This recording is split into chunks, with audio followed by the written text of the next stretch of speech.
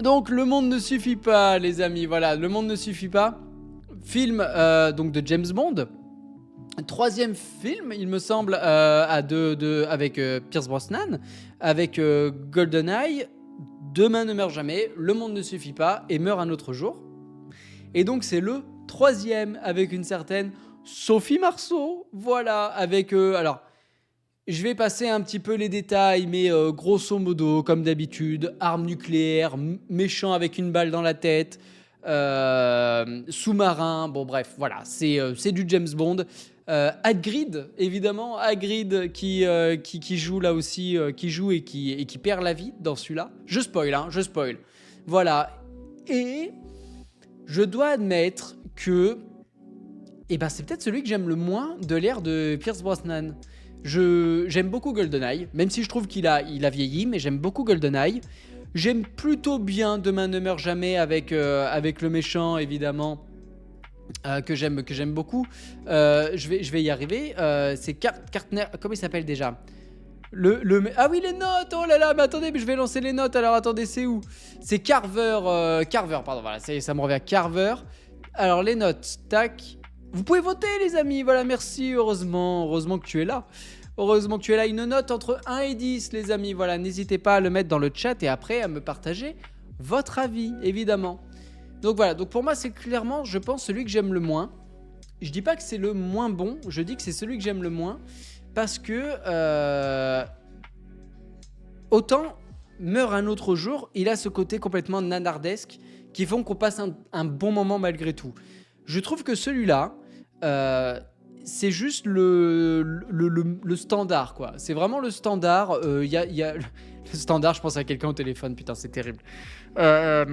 Ça va trop vite là-dedans. Bref, c'est vraiment le standard, c'est-à-dire c'est le film, c'est le James Bond moyen, quoi. C'est des scènes un tout petit peu marquantes, mais pas tant que ça. Je me rappelle du coup les hélicoptères avec leurs scies circulaires, tout ça.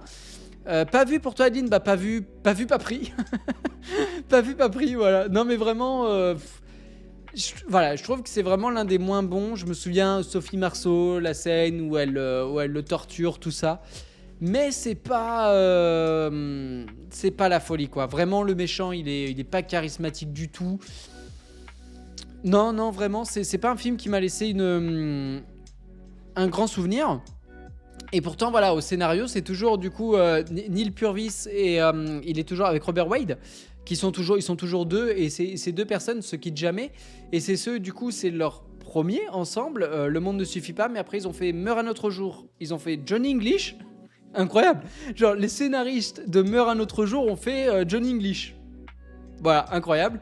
Mais surtout on les retient aujourd'hui, ces deux personnes-là, parce qu'ils ont fait Casino Royale, Quantum of Solace, Skyfall, Spectre et je crois que Mourir peut attendre, c'est aussi eux. Voilà. Donc c'est deux scénaristes qui finalement soufflent le chaud et le froid, parce qu'ils sont capables de chefs-d'œuvre. Moi j'adore Casino Royale, je trouve exceptionnel. Skyfall, je trouve aussi très bon. Et à côté de ça, Meurt un autre jour, Le monde ne suffit pas et Quantum of Solace, quoi. Donc vraiment très chelou de réussir à faire des choses aussi bonnes et aussi mauvaises. Voilà, donc moi je vais le noter aussi, hein. Moi je lui mets un 5, les amis. Hop, moi c'est dit, je lui mets un 5. Bonsoir Hamlet, bonsoir à toi et bonsoir Droïde également. Bonsoir. Allez, je vous lis. Tac. Oui, on parlera de la menace fantôme, évidemment. C'est pas celui-là avec la course de camion à la fin. Oh là, non, la course de camion, c'est avec... c'est même pas du Pierce Brosnan, c'est avant encore. C'est même encore avec Timothy Dalton. Oui, c'est ça, c'est Timothy Dalton avant. Oui, je crois que c'est ça. Toc, je vous lis.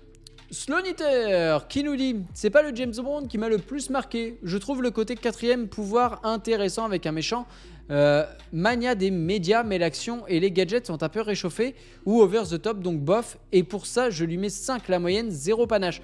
Alors attends, mania des médias, tu confonds peut-être avec celui d'avant, non? Avec Carver, parce que Carver contrôle les médias. Est-ce qu'on parle du même, Sloniter? Est-ce qu'on parle du même? Parce que ou alors peut-être que le méchant dans celui-là aussi, il est fanat des médias, mais je m'en souviens plus. Mais dans ce cas, ça sent un petit peu le réchauffer avec Demain ne meurt jamais quand même. Robin qui nous dit: Certes, c'est pas le James Bond le plus mémorable de l'ère Pierce Brosnan, mais ça reste divertissant. Et Sophie Marceau en James Bond Girl apporte un côté femme fatale. Et j'ai bien aimé la transition du rôle de Q entre l'ancien acteur et qui est malheureusement décédé lors de la sortie du film et John Cleese qui le succède. Oui, assez d'accord. Oui, mais voilà, sans plus quoi. Oui, Sophie Marceau, j'avoue que j'aime bien son rôle, même si bon, dans l'écriture, c'est quand même pas exceptionnel quoi. Voilà. Le monde ne suffit pas avec Sophie Marceau. Exactement, c'est celui-là, Josué. La petite termite, c'est un gentil set car le sujet est très intéressant. Ce qui m'a le plus marqué, c'est la place des médias comme quatrième pouvoir des temps modernes. Je pense que vous vous trompez avec Sloan Eater, les amis. Je pense que vous vous confondez du coup. Le monde ne suffit pas avec Demain ne meurt jamais, avec Carver. Et là, pour le coup, je suis d'accord. Carver, moi, j'aime beaucoup aussi. Le bateau, le bateau furtif, c'est Demain ne meurt jamais, c'est celui d'avant avec Carver. Voilà, du coup on annule le 7, je vois pas ce que c'est. Et ben je vais annuler le 7, très bien, c'est noté, je vais l'annuler tout de suite. Hop, alors attends, voilà, je fais ça. Allez, je prends vos votes en compte les amis, n'hésitez pas, voilà, pendant que je prends tout ça, n'hésitez pas à me donner votre avis sur Ce monde ne suffit pas, qui est oubliable, voilà, vraiment oubliable pour moi.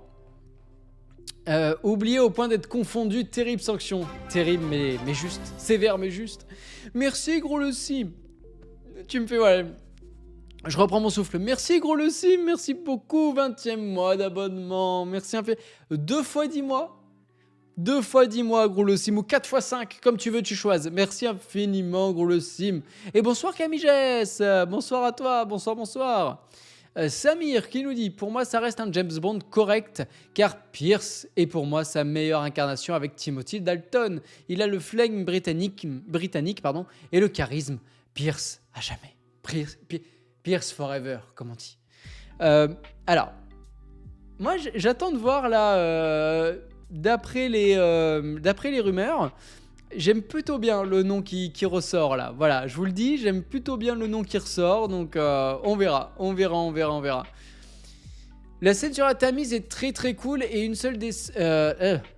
des seules scènes d'action du film assez mémorable. Bah c'est l'intro quoi. La course poursuite sur la Tamise avec son bateau qui va sous l'eau et tout. C'est l'intro du film quoi.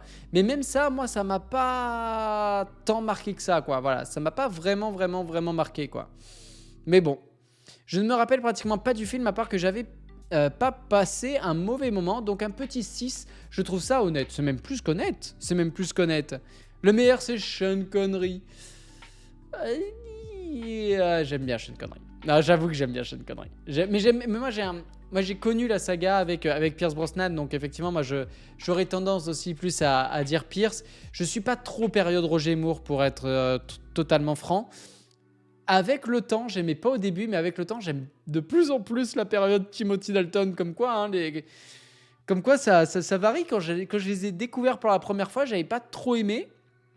Et plus le temps passe, et plus je les aime bien, ceux avec Timothy Dalton. C'est bizarre un peu, hein, mais voilà. Comme quoi, il y a que les cons qui changent pas d'avis. Mais bon, Sean Connery forever, je suis assez d'accord. Je rajouterais que rien que le fait que Pierce ne s'est jamais rasé le torse, c'est quand même osé et anti-esthétique normalement. Lui le porte bien. C'est vrai Samir, tu fais bien de le préciser dans Meurt un autre jour, dans Die Another Day, on le voit bien torse-poil. On le voit beaucoup, c'est vrai en plus. Mais le poil lui va si bien. Ça lui va au poil, j'ai envie de vous dire. Oh là là. Allez, je prends vos notes tout de suite les amis. Donc ça fait des 5, des 6 et 1 et 2... Je me suis trompé chef. J'ai glissé, il n'y a pas de 4, c'est que des 5, 6 et 7, et ben ça lui fait une bonne note. Une bonne note, les amis. Devinez, à votre avis, combien que ça lui fait à ce monsieur, à ce monde ne suffit pas. Roger Moore, premier degré, je le trouve naze, mais côté parodique, les mondes de Moore sont incroyables. Bah, si tu prends Moonraker, oui, si t'es au 1000e degré, c'est sûr que c'est très très drôle. Samir, premier coup, premier tout pile. Ah non, t'as mis un 5. Oh là là, j'ai lapsusé. J'ai vu un 5 au lieu d'un 6. Oh là là, vous êtes loin les amis, vous êtes très très loin. C'était un 5,8. 5,8, j'ai vu 6. J'allais donner la victoire à Samir. j'ai décoché plus vite que mon ombre. Voilà, je vous le dis, j'étais un petit peu précoce ce soir. Voilà, ça m'arrive pas souvent. Un petit peu précoce, un petit peu perturbé le garçon. C'est le plaisir de vous retrouver. Voilà, c'est le plaisir de vous retrouver. J'ai dégainé quoi. J'ai dégainé. J'étais là tout excité et c'est parti quoi. Voilà. Donc non, 5,8 et pas 6,8. Ce qui est bien mais pas top. Ce qui est bien mais pas top. Je suis allé revoir la bande-annonce du Monde ne suffit pas. Je pense l'avoir vu, mais sans certitude. C'est pas celui dans lequel il s'infiltre dans une base secrète au milieu du désert. Ou celui-là, c'est avec Daniel Craig. Alors non, la base secrète au milieu du désert, il me semble dans ce cas-là que tu parles de Spectre. Voilà, pour moi, c'est Spectre, la base secrète au milieu du désert. Mais je peux peut-être me tromper. Voilà, c'est tout ce que j'ai à dire. Voilà. Désolé Samir, oh là là, faux joie. C'est terrible ce qui t'arrive. Oh là là là, mais quel mauvais animateur je suis. Note qui convient totalement au film, pas mauvais, mais pas incroyable. Bah ça me va. Moi je trouve que c'est un très bon résumé ça. Pas mauvais, mais pas incroyable.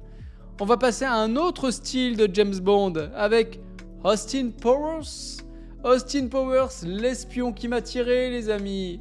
Titre en toute subtilité, évidemment. C'est parti, c'est à vous de voter. Un titre en toute subtilité. Et ce que j'ai découvert il y a peu, moi c'est le titre québécois.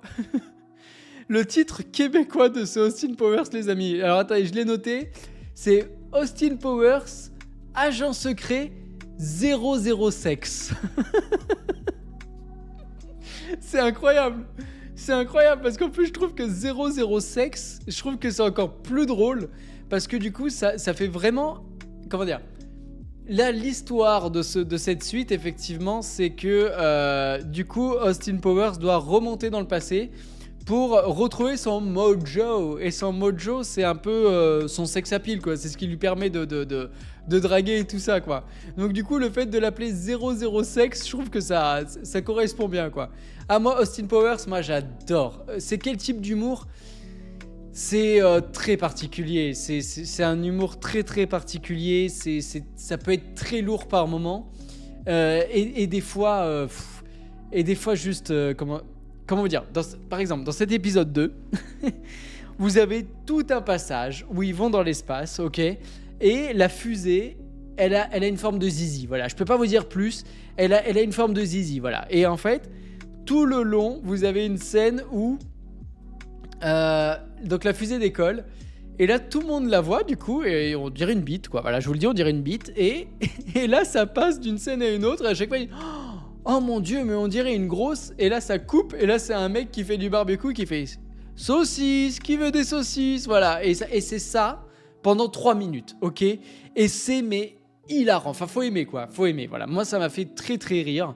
Mais le 1, alors moi j'aime beaucoup le 1, je pense que je préfère le 2 avec Mini-moi, tout ça, enfin, je préfère le 2, mais le 1, il y a quand même des références, il y a même de l'humour même graphique, c'est-à-dire qu'à un moment, par exemple, je sais pas, mais un truc tout con, mais Austin Powers arrive dans la base secrète du méchant, et il tue un garde qui travaillait là, quoi, pour le méchant, donc un homme de main.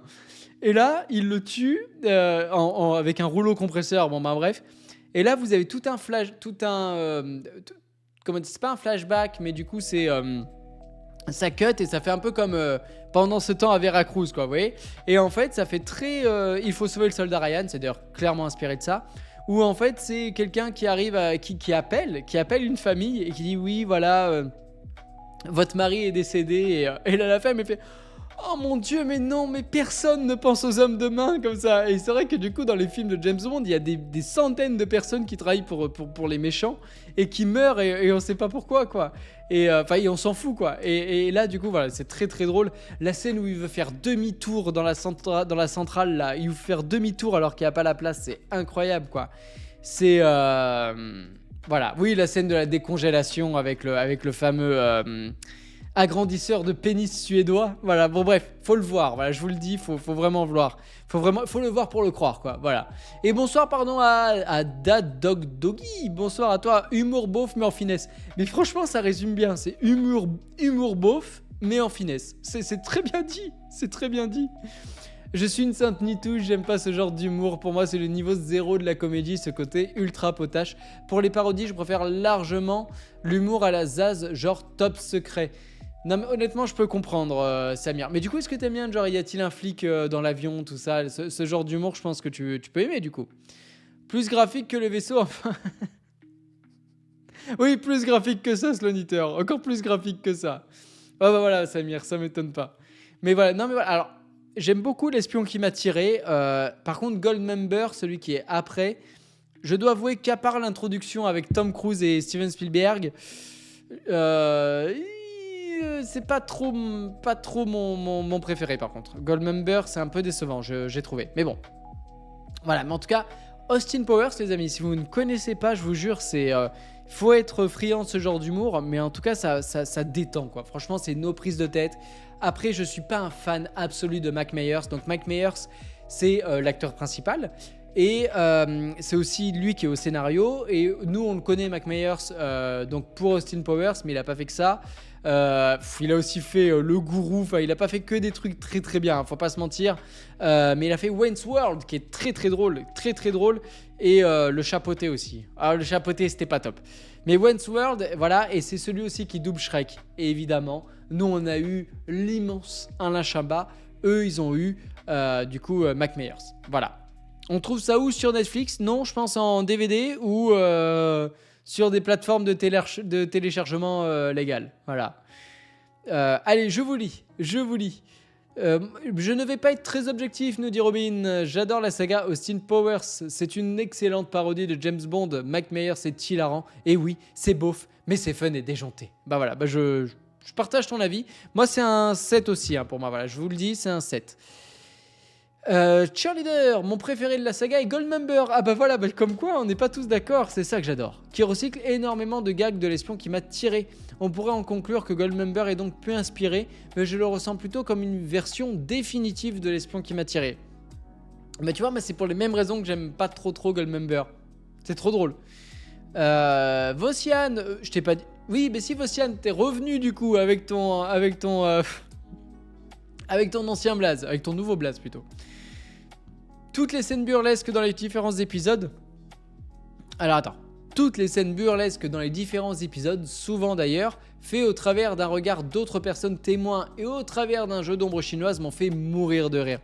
Mais il y a des scènes, justement, je me permets de rebondir là-dessus, les scènes où ils sont à poil et qu'il y a toujours un élément du décor pour venir cacher les tétons ou cacher les parties intimes, c'est très très drôle. Franchement, c'est très très drôle. C'est un peu dans le même style que Les Simpsons. Il y a un épisode aussi comme ça, mais il y a le film, Les Simpsons le film, où Bart va au Krusty Burger à poil et qu'il y a toujours quelque chose pour cacher son magnifique pénis. Amen.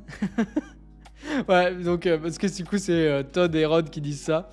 Et il y a toujours quelque chose pour le cacher, sauf à la fin où il passe dans une haie, et là il y a vraiment pile ce qu'il faut. Enfin bref, regardez Les Simpsons le film aussi, c'est incroyable. Bref, voilà, mais moi je suis très très fan de ce genre d'humour, voilà, et donc j'ai bien kiffé. Voilà, j'ai bien kiffé. Et je vais voir si vous aussi, tout simplement. Hop. Merci beaucoup en votant, merci beaucoup. Alors, combien est-ce que ça fait ? Il y a eu 2 de... Oh là, il va pas faire... C'est rigolo parce que les notes sont très bipolaires, quoi. Il y a beaucoup de... Il y a un grand écart, quoi. Voilà, il y a un grand écart. Il n'y a pas de 5 sur 10, quoi. Il n'y a pas de 5 sur 10. À votre avis, les amis, combien pour ce Austin Powers, l'espion qui m'a tiré ? 6,35, non. 6,9, non. 6,45, non, vous êtes trop. 5,8, c'était juste avant. Ça, c'était juste avant. Non, 5,9, toujours pas. 7, wow, vous êtes beaucoup trop haut, les amis. Non, 5,5, c'est plus haut. C'est plus haut, les amis. C'est pas très loin de 6. Voilà, je vous le dis, c'est pas très loin de 6. 4,89, c'est pas ça. C'est pas 5, c'est pas 5,2, c'est pas très loin de 6. Je peux pas faire mieux, les amis. Je peux pas faire mieux. Oh là là, c'est terrible, on va jamais y arriver. C'est pas très loin de 6, je peux pas vous dire plus. 5,91, mais non, mais à chaque fois ça fonctionne. À chaque fois, ça fonctionne. Quand je vous dis, mais non, 5,9, mais non, je vous dis, c'est pas très loin de 6, c'est parce que c'est 6,1. Mais c'est incroyable. À chaque fois que je vous dis, c'est pas très loin de quelque chose, vous êtes sûr que c'est à chaque fois l'autre que vous proposez. C'est ouf le nombre de fois où ça arrive. C'est juste dingue. 6,1 pour cet espion qui m'a tiré. Voilà. 6,1, bon, bah, ça reflète bien. Ce qui est bien, mais pas top. Ce qui est bien, mais pas top. On passe à la suite. Mac Myers, son meilleur rôle, c'est Wentworth. Pour info, mon pseudo vient du film. C'est le nom de l'animateur radio. D'accord, Samir. D'accord. Moi, j'adore Wentworth aussi. Ça fait très longtemps que je l'ai pas vu. Donc, faudrait vraiment que je le revoie. Faudrait vraiment que je le revoie. On passe à Babe, les amis. Babe, un cochon dans la ville. Il est en jaune. C'est parce que je l'ai vu quand j'étais gamin. Et je ne me souviens absolument pas. Je vais vous dire très honnêtement. Donc je lance le sondage, c'est à vous de voter les amis. Pour ce Babe 2, du coup, Babe, un cochon dans la ville. Je me souviens de rien du tout. Je l'ai vu vraiment quand j'étais gamin. Et je m'en souviens pas. Mais je voulais quand même le mettre parce que ce qui est improbable, c'est que c'est un film de George Miller. Et ça, c'est quand même dingue de se dire que le monsieur qui est derrière les Mad Max, qui est derrière Furiosa, du coup, qui va pas tarder à sortir, a pu faire Babe et Happy Feet, notamment. Donc ça veut dire que, je vous le dis, ça veut dire qu'on vit dans un monde où un monsieur est capable de réaliser Happy Feet, Babe et en même temps les Mad Max. Je trouve ça ouf. Je trouve ça dingue. Vraiment, je trouve ça dingue. Bonsoir Donovic, bonsoir. Et merci beaucoup It's Me Marlo, merci pour ton 2e mois d'abonnement. Bonsoir à toi, bonsoir It's Me Marlo, merci beaucoup. Merci pour ton sub, merci infiniment. Donc bonsoir à toi Donovic, bah, ça va très bien et toi, comment vas-tu? Heureux d'être de retour, mais heureux de te revoir. Babe, je n'ai pas vu le film, mais je me souviens qu'à sa sortie, c'était un véritable événement. Je ne sais pas pourquoi. Bah, le premier avait extrêmement bien marché. Babe, le cochon devenu berger, 1995.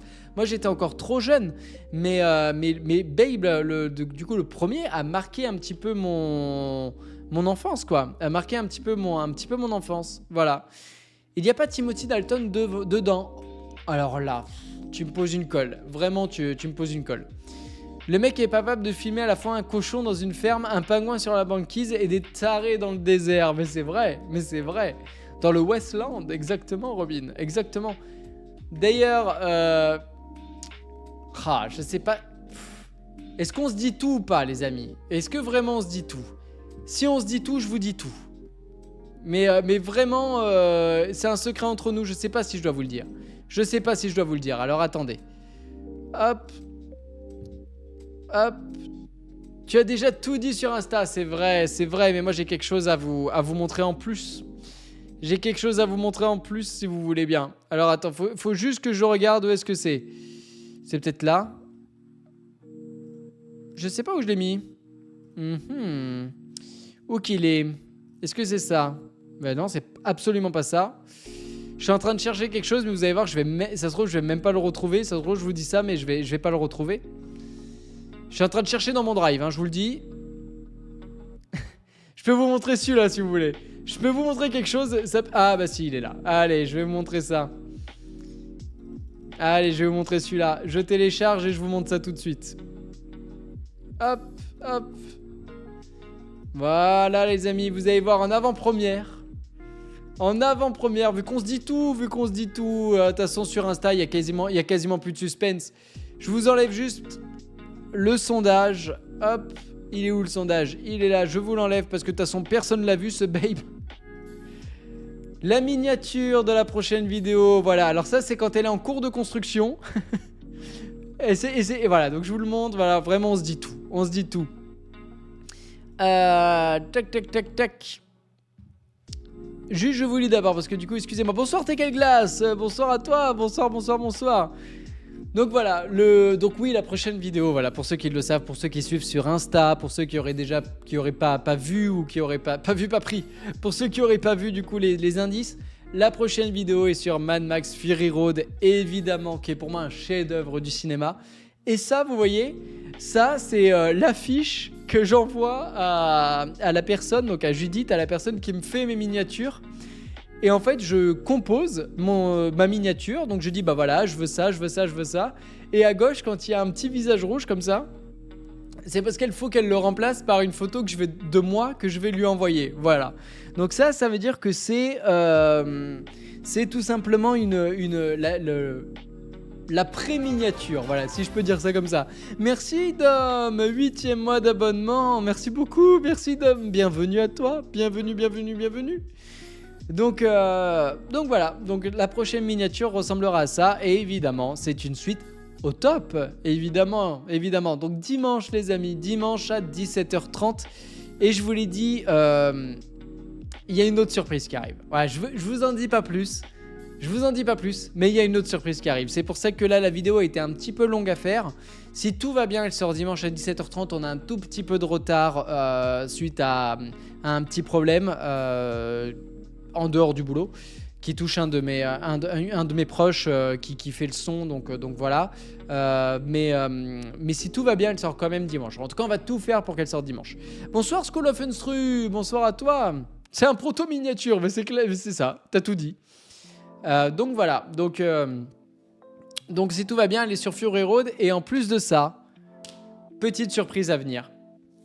Et je vous en dis pas plus, mais pour ceux qui sont là pour la suite du game, tout ça, ça risque de vous plaire. Voilà. Donc babe, bon bah voilà, j'ai rien à dire de plus, apparemment vous non plus. Apparemment ça vous a pas trop inspiré, on va pas se mentir, donc on va passer à la suite. On va marquer en NA, voilà.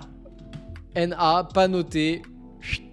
On arrête. Bonsoir Eldrocos, bonsoir à toi, bonsoir. C'est un beau cochon, c'est vrai. Par contre ça c'est vrai, c'est un beau cochon. Allez, la fiancée de Chucky les amis, c'est à vous de noter. Quand c'est en orange, c'est que tout simplement... je ne l'ai pas vu, voilà, c'est à vous de voter, c'est parti. Je n'ai pas vu la fiancée de Chucky, et je vais même être plus franc que ça. Je n'ai vu aucun Chucky.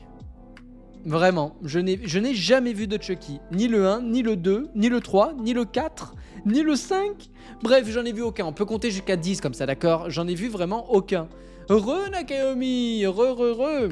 On parlait de cochon justement. On parle de cochon et tu reviens. C'est bizarre. Est-ce qu'il y a de cause à effet? Je sais pas. High five pour toi, mon ami Nakayomi. Non, vraiment, j'ai jamais vu de Chucky. C'est pas une saga qui m'attire tant que ça. En plus, vu la gueule qu'il a de Chucky sur l'affiche, je pense qu'il a pris cher dans les 3 premiers et qu'il aurait peut-être jamais dû revenir. Donc voilà. Donc, est-ce que vraiment ça vaut le coup d'être vu ou pas? Dites-moi, parce que je vois que Fincher l'a vu, je vois que Robin l'a vu, je vois que Cheerleader l'a vu, et qu'en plus vous avez mis des bonnes notes. Donc c'est que ça mérite d'être vu. Voilà, ça mérite d'être vu. Vossiane, moi qui ne regarde jamais de films d'horreur, une fois j'ai dû regarder un Chucky et c'était mieux que ce que j'aurais pensé. Ah bah voilà, ça me donne envie. Oh là là, mais ça se connaît dans le chat, ça se connaît. Le premier est sympa, nous dit School of Unstru. Bah je vais voir. Écoutez, vous me donnez... Là, vous avez piqué ma curiosité. Voilà, vous avez piqué ma curiosité. Le film marque la transition entre le style horrifique classique des 3 premiers films et le style humour noir déjanté qui commence avec la fiancée de Chucky. Les animatroniques sont une réussite. Le style de Chucky avec ses cicatrices est iconique. C'est un mélange entre horreur, comédie et road trip. Mais vous me donnez clairement envie là les amis, vraiment. Donovitz 7, mais j'en ai un bon souvenir, mais je l'ai vu qu'une fois et j'étais ado, donc pas forcément très lucide sur la réelle qualité du film. Mais ouais, mais si t'en as encore un bon souvenir, c'est que ça vaut le coup quoi. Vous me donnez grave envie les amis, de le voir. Cheerleader, la fiancée de Chucky fut mon premier Chucky, ce qui est étrange. C'est comme commencer Halloween par Jason X. Une grosse rigolade, vraiment sympa à voir. Ah là là, oui, je me suis douté que tu parlais de Vendredi 13 du coup, mais c'est pas grave, Cheerleader, on t'en veut pas. De toute façon, ils ont fait un crossover tous les deux. Voilà, ils ont fait un crossover, et moi je vais même te dire, le crossover, Jason contre Freddy ou Freddy contre Jason. Non, je crois que c'est Jason contre Freddy. C'est le premier que j'ai vu avant de regarder Vendredi 13 et de regarder Freddy par exemple. Donc voilà, ne t'en veux pas de confondre tout ça. Voilà. Normal, on se retrouve chez les bons youtubeurs. Merci beaucoup, Hansak. Merci beaucoup. Merci infiniment, c'est gentil. C'est très gentil. Avec Brad Dourif dans le rôle du méchant qui va s'incarner en Chucky. Mais Brad Dourif, il a pris cher, lui. Hein. Enfin, franchement, j'ai revu une photo de... Bah, justement, je crois que c'est en préparant le live. J'ai vu une photo de lui sur Google, du coup. Sur Google Images, évidemment. Ouf, c'est compliqué, quand même. Mais bon, on l'embrasse. On l'embrasse, évidemment. Vossiane, j'ai vu par contre la télé brésilienne qui faisait du Chucky prank ou un Chucky, une personne de petite taille en costume, sort d'une affiche et poursuit des gens avec un couteau. Et ben, ça va peut-être faire rire. Moi, j'aurais fait un arrêt cardiaque. Moi, je vous le dis. C'est le genre de truc. Tout ce qui est maison hantée, tout ça, j'aime pas. J'aime pas. Vraiment, je sais pas pourquoi, je déteste ça. Je fais pas partie des gens qui adorent faire ce genre de les trains fantômes, tout ça. Je déteste ça. D'ailleurs, truc tout con, hein, mais quand j'étais ado, j'avais fait une maison de l'horreur au Tibidabo à Barcelone. Je vous jure, c'est une maison hantée où en fait vous marchez et vous avez des gens un peu comme le manoir de Paris, quoi. Voilà. Et ben je déteste ça. Je sais pas pourquoi, ça me fait pas rire, ça me fait juste flipper. Et je sais pas, j'arrive pas à passer outre en fait. Je plonge trop dans le truc en fait. J'ai trop l'impression que c'est vrai. Genre à Lyon, il y a ce qui s'appelle Dark Experience. C'est un escape game où en fait vous avez des gens dedans qui interagissent avec vous. Et j'ai trop peur. Donc je le ferai jamais quoi. Voilà, je le ferai jamais. D'ailleurs, Brad Dourif a expliqué en interview qu'il a arrêté le cinéma mais qu'il continuait exceptionnellement à incarner Chucky pour la série télé du même nom. Et ben merci Robin. Brad Dourif a toujours eu la tête d'une personne bien plus vieille que son âge. Oui, ça c'est vrai, remarque. Ça c'est vrai. Tu as été au lac du Tibidabo. Alors, le Tibidabo, non, j'ai pas fait le lac. Moi, j'ai fait la montagne. Du Tibidabo. Et en fait, c'est à Barcelone, je recontextualise. À Barcelone, vous avez une montagne, une colline qui s'appelle le Tibidabo. Et en fait, au sommet du Tibidabo, vous avez une cathédrale et un parc d'attractions.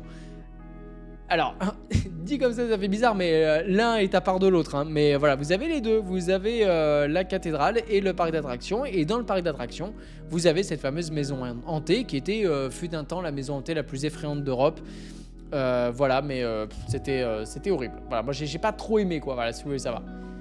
Hop, alors attendez, j'essaie juste de régler un peu la lumière. Je suis en train de m'aveugler. Donc voilà, donc j'avais pas passé un très bon moment. J'étais ado, c'était un peu horrible. Il y avait... dedans, il y avait la tronçonneuse, il y avait Freddy, il y avait la Dame Blanche, il y avait... comment il s'appelle l'autre Ah, Hannibal Lecter, ouais, voilà, il y avait un petit peu tout ça et c'était un petit peu dur, quoi. Voilà, un petit peu dur pour moi. Et la montagne est belle, pourtant, que la montagne est belle. Exactement, Joshua. Tu as peur sur Luigi's Mansion. On l'a fait en live et non, ça va. Ça va, mais j'étais pas tout seul. Demain, Resident Evil 2, les amis. Demain, on redébute. Donc demain, on va peut-être croiser Monsieur X. En plus, on a déjà la première histoire avec Léon dans les pattes. Donc on va rusher avec Claire. On va faire un speedrun. On va speedrunner, les amis. Cette histoire du Tibidabo, c'est une référence à Friends, mais je suis trop vieux. La ref est passée à la trappe. Ah, désolé, Vossiane. Je regardais jamais Friends. Je vous jure, j'ai jamais regardé. J'ai jamais été très fan des sitcoms comme ça où les gens, où les rires sont enregistrés. J'ai pas trop aimé. Genre Ma Famille d'abord, je regardais parce que c'était W9, mais c'est pas entre les Simpsons, Malcolm ou Ma Famille d'abord, c'était pas vraiment ma préférée quoi. Je regardais parce que ça passait à la télé le midi, mais j'ai jamais été trop fan. Voilà. C'est du vrai public en VO, mais on peut comprendre. Oui, je sais, c'est enregistré en studio, mais voilà, comme toi, Fincher, les rires me sortent du visionnage et apparemment, j'ai pas vu. Mais là, Jamel Debbouze a fait Terminal du coup. C'est comme H, mais dans un aéroport, quoi, grosso modo. Et apparemment, c'est détestable au possible, quoi. Apparemment, c'est terriblement nul et il y a les rires en plus comme on adore, quoi. Et voilà, donc je sais pas si vous l'avez vu, mais apparemment c'est pas très drôle quoi. Voilà, Tchernobyl, je suis en train de la voir, voilà. Quel film as-tu envie de voir ? Bah Furiosa de fou, mais là ça fait un moment que j'ai pas été au cinéma. Hein. Oh là, ça fait depuis Dune 2, j'ai pas été au cinéma. Et ouais, là il y a Furiosa qui me... Ouais, je pense que mercredi prochain, premier jour j'y suis quoi. Premier jour je suis au ciné. Voilà. Quelles sont les différences entre Karim Debache et Romain? Bah le prénom déjà. Beaucoup. Tu regardes des animés ou pas? Non, j'ai pas le temps. J'ai pas le temps. One Piece, c'est 1000 épisodes. Non, un peu Détective Conan. Voilà, juste ça. Juste Détective Conan. Et c'est tout. Et c'est tout. Mais j'aimerais, mais j'ai pas le temps, malheureusement. Malheureusement. Bon, bah écoutez, la fiancée de Chucky, du coup, vous m'avez hypé. Voilà, vous m'avez hypé. 5 personnes ont voté. Merci beaucoup aux votants. Merci infiniment. Et c'est pas mal. Et c'est pas mal. Ça lui fait... Devinez la note, les amis. Devinez. Ah si, les Ghibli, évidemment. Évidemment, les Ghibli. Chichi. Mais, elle s'affiche. C'est un 6, les amis. 6 tout pile. C'est un 6 tout pile. Elle s'est affichée parce qu'elle était en orange. C'est terrible. C'est terrible. Et si, alors les Ghibli, si, mais c'est pareil. Tous les Ghibli que j'ai vus, à part, un peu Princesse Mononoke et puis Le Voyage de Chihiro. Après, il y a eu aussi Le Tombeau des Lucioles. C'est un Ghibli, hein, c'est un Ghibli, donc Le Tombeau des Lucioles également. Mais le reste, c'est sans plus, quoi. Le Vent se lève, j'ai trouvé ça horrible. Mon voisin Totoro, j'ai bien aimé. Mais comme je l'ai découvert sur le tard, ça n'a pas été une claque. Et non, le château ambulant, on en a parlé, c'était pas extraordinaire pour moi. Enfin, franchement, j'ai pas. Je l'ai vu avec Nakayomi, vous le savez, ça n'a pas été notre meilleur souvenir, quoi. On passe à Fantasia, les amis. Il n'y a pas de transition. Je réponds tout de suite à vos questions, mais là, sans transition, j'accélère. Fantasia 2000, sorti en 99. Il y a un problème de date, je crois. Je crois qu'ils n'ont pas compris. Les amis, c'est parti. Fantasia 2000. Donc Fantasia 2000, moi je l'ai vu sur le tard aussi. J'ai acheté la VHS, mais sur le tard. Et c'est atypique. C'est vraiment atypique, je trouve, ce genre de vidéo, ce genre de film. Je vais pas tarder à vous laisser, je passe comme d'habitude en live sur la chaîne de Mad Matt.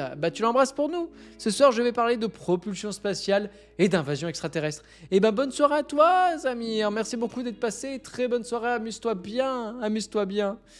Pas loin, Robin, pour les films préférés. Attends, Nakayomi a répondu Your Name et Gravity, exactement, mes 2 films préférés. Vous voyez typiquement animé, voilà, Your Name et Gravity, ouais. Your Name, Gravity, là-haut, ouais. Vraiment. Et après, 3e, j'ai toujours du mal à me décider. Mais peut-être un Bienvenue à Gattaca ou... non, Eternal Sunshine of the Spotless Mind. Ouais, 3e. Voilà, mon top 3. Par contre, le premier, c'est un très bon souvenir, facilement un 8 pour l'original, surtout avec la séquence des ballets, qui est repris un petit peu la séquence des ballets dans ce Fantasia 2000. Donc du coup, il y a... donc dans Fantasia 2000, pardon, excusez-moi, je me reconcentre. Fantasia 2000, succession de petits courts-métrages qui m'ont plus ou moins marqué. Moi, si je devais en retenir qu'un, ce serait celui avec les baleines, que j'ai trouvé vraiment magnifique. Donc les baleines qui sautent comme ça, qui après s'envolent dans les nuages et tout. Voilà, moi, c'est vraiment le segment qui m'a vraiment captivé. Et il y a aussi l'apprenti sorcier, voilà, donc c'est Mickey avec des balais. Voilà, après le reste, j'avoue que c'est, pour ma part, un petit peu tombé dans l'oubli. Le premier, notamment, avec les papillons de couleur, tout ça, pas grand souvenir. Celui avec le jazz aussi, pas foufou. J'ai un tout petit peu re-regardé ce qu'il y avait, mais voilà, j'en garde pas un souvenir impérissable de ce Fantasia 2000. À part vraiment cette séquence avec les baleines que j'ai trouvé très poétique, et puis la séquence avec Mickey, quoi, avec les balais que j'ai trouvé fantastique, mais sinon ce Fantasia 2000, ça a été la première fois que je l'ai vu. Je m'attendais pas à ça en fait. J'étais petit, je savais pas à quoi m'attendre, et je pensais pas que c'était une succession de courts-métrages. Et donc du coup, ça n'a pas été le meilleur visionnage de ma vie. Voilà, je vous le dis, c'est même Fantasia 2000 m'a même bloqué dans le sens où du coup j'ai jamais vu le premier. Voilà, j'ai jamais vu le premier Fantasia, donc de 1940. Je l'ai jamais vu parce que j'ai pas trop aimé Fantasia 2000, quoi. Voilà. Donc Vossiane, quand tu me dis que c'était un très bon souvenir, ça me donne envie. Voilà, ça me donne envie. Je vous lis tout de suite. Robin qui nous dit Fantasia, le film original comme le deuxième, est une expérience cinématographique et musicale à part entière chez Disney en général. T'as tout dit en fait, c'est très à part. Et donc, quand tu t'y attends pas, ça peut un petit peu surprendre. Voilà, on va dire ça comme ça. Moi, je lui mets un 6. Je vous le dis, je lui mets un 6. Tac. Mais c'est à tester, à découvrir et à vivre au moins une fois dans sa vie ce genre de film. Moi, je suis assez d'accord. Je suis assez d'accord. C'est psychologiquement les gens qui sont insécures avec leurs finances qui aiment cette séquence et qui conservent des baleines. Oh là là là, le jeu de mots, Vossiane. T'es allé la chercher loin celle-là. Même moi, quand je l'ai lu, je l'ai pas compris tout de suite. Le premier Fantasia était un bon souvenir d'enfant. Je n'ai pas vu le deuxième Fantasia 2000. Et ben vraiment, si franchement c'est à voir, c'est à voir. Je dirais vraiment que c'est à voir. Quel est ton Disney préféré ? Ah, je suis pas très... je compte pas Pixar, hein, mais je pense que... Le Roi Lion ou Aladdin. Et peut-être Hercule aussi, voilà. Mais voilà, moi c'est un peu comme ça. Le Roi Lion, je pense, Aladdin et Hercule, voilà. Bon top 3. Mais on fera d'ailleurs une soirée, je vous l'ai dit, j'ai hésité à la faire ce soir, la tier list des Disney.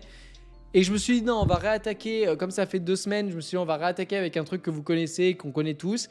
Mais on va la faire, la tier list. On va la faire. Je vous jure, elle arrive bientôt. Peut-être semaine pro d'ailleurs. Non, pas semaine pro. Non, c'est pas vrai. Parce que il faut d'abord qu'on fasse le débrief de Mad Max. Et après, il faut qu'on fasse la suite dans les idées de Lego. On n'a pas encore fait la suite dans les idées de la grande aventure Lego, les amis. Ça, c'est vrai qu'on l'a pas fait. Voilà, on a trop de choses à faire. On a trop de choses à faire. Pensez-y d'ailleurs déjà, les amis. La suite dans les idées arrive du coup dans 2 semaines, si tout va bien. Donc pensez déjà à un scénario qu'on pourrait écrire pour la grande aventure Lego 2. Parce que ça arrive dans 2 semaines. Vous avez encore 2 semaines pour y penser. Voilà. Je vous lis Sloan Eater qui nous dit Fantasia et Fantasia 2000 font partie de mon enfance. Petite préférence pour le premier, mais l'animation de la version 2000 est infiniment meilleure. J'adore la séquence avec l'oiseau de feu, celui qui parle du cycle de la Terre. Ah, c'est le dernier, non, c'est un des derniers celui-là. Celle des pins de Rome avec les baleines ou encore le morceau de... Ouf, alors ça va être dur à dire. Shostakovsky avec l'histoire de la ballerine et du soldat de plomb. Je m'en souviens pas. Alors là, pour le coup, je suis désolé, je m'en souviens pas du tout. Du tout. Je suis le seul qui n'a jamais vraiment aimé le premier Fantasia. Pourtant, j'aime bien Disney et la musique classique, mais le film n'a jamais été très haut dans mon cœur. Mais ça, c'est une question de ressenti, hein, sac. Si vraiment t'es passé à côté, ça m'étonne pas. Franchement, ça m'étonne pas. C'est très atypique, quoi. Merci Slonitter, ça me rassure. J'étais à ça de bien le prononcer, mais je me suis dit que je ferai un effort. Parce que si je le prononce bien tout de suite, vous allez vous dire « Ah, mais... Il a pas de défaut, ce mec. » Et vous auriez raison. Mais comme j'aime pas me sentir supérieur, comme je suis quelqu'un de humble, je l'ai pas fait. Voilà. C'est pour tout vous dire. Mais je vous jure, après le live, je le relirai moi-même et j'irai t'as fait exprès de mal le dire quand même. Voilà. Évidemment. Cheerleader, le Fantasia original a largement participé à ma culture musicale classique. Le Sacre du Printemps de Igor Stravinsky. Alors, le Sacre du Printemps, je vous en parle bientôt. Je vous jure que c'est vrai, je l'ai lu aujourd'hui, le Sacre du Printemps. Je l'ai lu aujourd'hui. Alors, c'est un très gros indice pour la prochaine suite de Trop. Voilà, je vous le dis, le Sacre du Printemps, je l'ai lu aujourd'hui. Parce que je suis déjà en train de préparer la future chronique de la suite de Trop. Et il y a du Igor Stravinsky, voilà. Une nuit sur le mont Chauve de Modeste Mussorgsky. Vraiment un fantastique projet d'opéra animé de Disney. Donowitz, Aladdin est mon Disney préféré. Atlantide en 2 et Le Roi Lion et La Planète au Trésor en 3e ex aequo. Bah, merci Donowitz. Bonsoir Jérém. Bonsoir à toi. Comment vas-tu Robin, d'ailleurs en parlant du premier Fantasia pour l'anecdote, Igor Stravinsky n'a pas aimé que Disney utilise une de ses œuvres sans son accord. Eh ben merci. Merci pour cette petite anecdote. Ça ne donne aucun indice. Je vous jure que si. Ça vous donne vraiment un gros indice. Mais je me tais. Donc voilà, écoutez, en tout cas, rien à dire de plus sur ce Fantasia 2000. Voilà, Voilà, la seule chose que je peux vous dire, c'est que ça a été réalisé par le monsieur qui a réalisé Bernard et Bianca au pays des kangourous. Voilà, c'est la seule chose que je sais. Voilà, vraiment, c'est la seule chose que je sais. Au fait, la chronique de dimanche est sur quoi? Oh mais Elide, mais fallait regarder, j'ai montré la miniature, c'est terrible. J'ai montré la miniature il y a 5 minutes. Non, il y a 10 minutes. Non, il y a 20 minutes. Ça commence à faire, le temps passe vite, d'accord? Non, j'ai montré la miniature il y a pas longtemps, c'est terrible Elide. Oh là là, c'est terrible tout ça. T'étais en réunion, ah bah je te le dis. C'est sur Mad Max Fury Road, voilà, t'as la bonne excuse d'être en réunion. Sur Mad Max Fury Road, voilà. C'est le genre, alors attendez, Vossiane, c'est le genre de vidéo qu'on te donne petit et que tu regardes parce que c'est de l'animation. Si tu ne l'as pas eu dans l'enfance, je crois que ce serait difficile de t'y mettre adulte. C'est très émotionnel et onirique, plus dur de s'y mettre. Bah je suis assez d'accord, exactement d'accord avec toi. Et pour le coup, votre note les amis. Merci aux 8 votants déjà, merci infiniment. Voilà, quand vous votez, vraiment, c'est hyper important parce que vous participez. Donc merci beaucoup, merci beaucoup. Là, on va reprendre un rythme pour les soirées. Il faut vraiment que Twitch, voilà, faut que je sois plus régulier. Je m'en excuse de ne pas l'être assez. J'ai eu pas mal de choses ces derniers temps. Mais là, on essaye de repartir sur une bonne base. Voilà, je vous le dis. 7,1, oh là là, alors en sac, tu peux arrondir à la dixième, mais c'est un 7,13, mais ça fait 7,1, donc c'est pour toi ça. En sac, c'est pour toi, je te le donne. Ouais, non, là, j'ai pas été très régulier, mais je m'en excuse, mais vraiment, c'est pas toujours évident. Il y a eu beaucoup de choses ces derniers temps.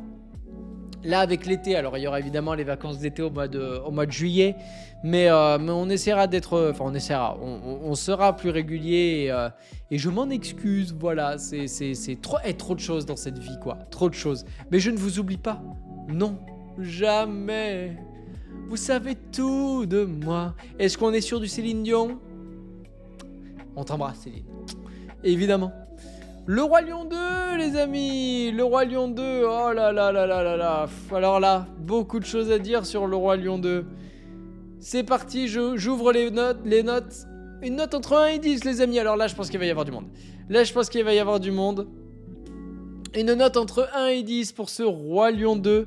L'honneur de la tribu. Oh là là. Trahison. Disgrâce. L'esprit du mal est marqué sur sa face. Oh là là là là là là, mais incroyable. J'adore ce film. Moi je vous le dis, j'adore. Du coup, allez, je note comme vous, c'est un 7. Voilà. Merci Zel, merci beaucoup pour ta première fois parmi nous. Merci pour ton vote. Merci infiniment, merci beaucoup. Oh là là là là, que vous dire sur ce Roi Lion 2. Voilà, c'est l'une des premières suites direct to vidéo que j'ai traité dans mes vidéos Disney. Et là, je trouve vraiment que, déjà, après toutes les merdes qu'on nous a sorties, même si je mets Aladdin et le Prince des voleurs un petit peu à part, parce que je trouve que pour le coup, il est pas mauvais. Mais oh là là, qu'est-ce que ça faisait du bien. Et enfin, une suite qui développe une vraie histoire sans copier-coller le premier, avec du coup la suite directement de Kiara, du coup la fille de Simba, où on voit avec Kovu. Alors cette histoire c'est le fils de Scar, on s'en fout, moi je suis à fond dedans. C'est l'histoire du coup c'est le neveu, c'est un peu dégueulasse, mais bon bref. Du coup ce Roi Lion 2, l'honneur de la tribu. Donc on suit Kiara qui de l'enfance à son adolescence, début adulte, va rencontrer Kovu qui est en fait un lionceau qui vit dans une tribu qui est en fait reniée par les lions, donc c'est un peu des parias quoi, voilà.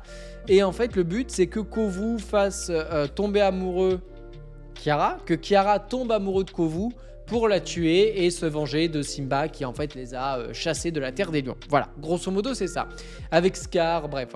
Voilà, c'est un peu ça. Je suis désolé, c'est un petit peu décousu, c'est pas le meilleur résumé, d'accord? J'aurais pu lire Wikipédia. Mais grosso modo, c'est un petit peu ça. Et en fait, du coup, les deux vont tomber amoureux l'un de l'autre, voilà. Ayupendi, quand la passion est un fruit. Oh là là. J'adore. Oh là. Ça fait, je vous jure, c'est un film, je l'ai pas revu depuis longtemps. Mais depuis très très longtemps, quoi. Mais cette musique, en plus, pour le coup, je trouve que c'est l'une des moins bonnes musiques. Mais Ayupendi. Oh là là. On oublie tout, on est heureux. Je peux faire toute la musique. Mais c'est terrible. Mais c'est terrible.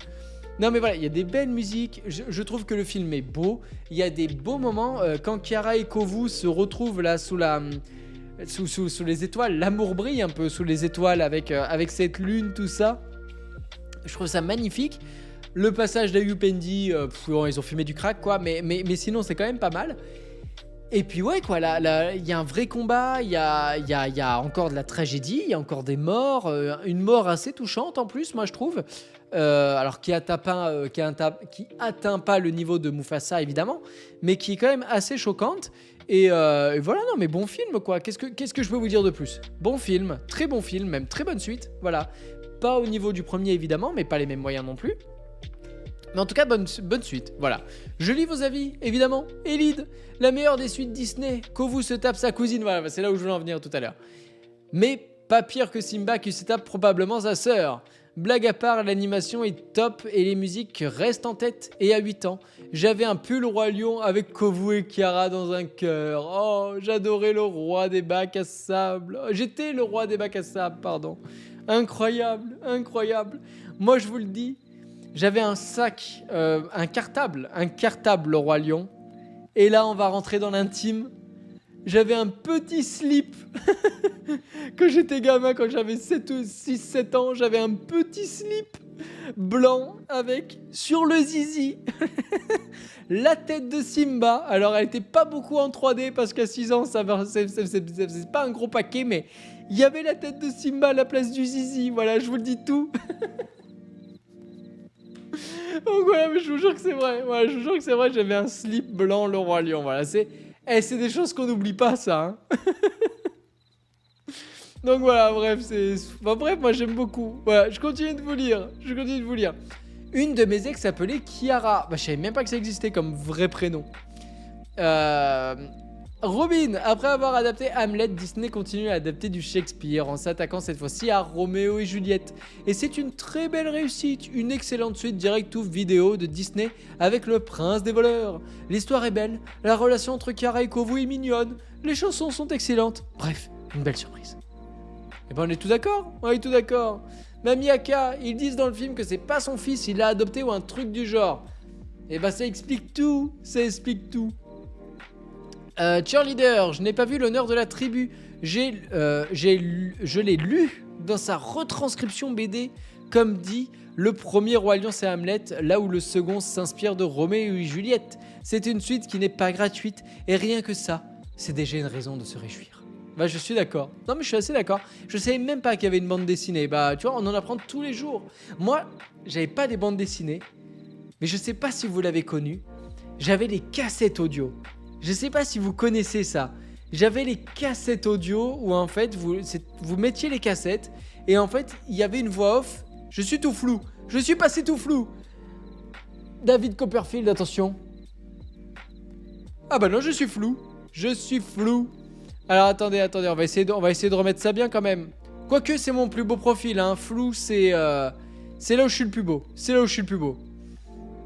Voilà, je la réactive et on est redevenu normal, évidemment. Alors attendez, je reviens, voilà, hop. Alors on en était où?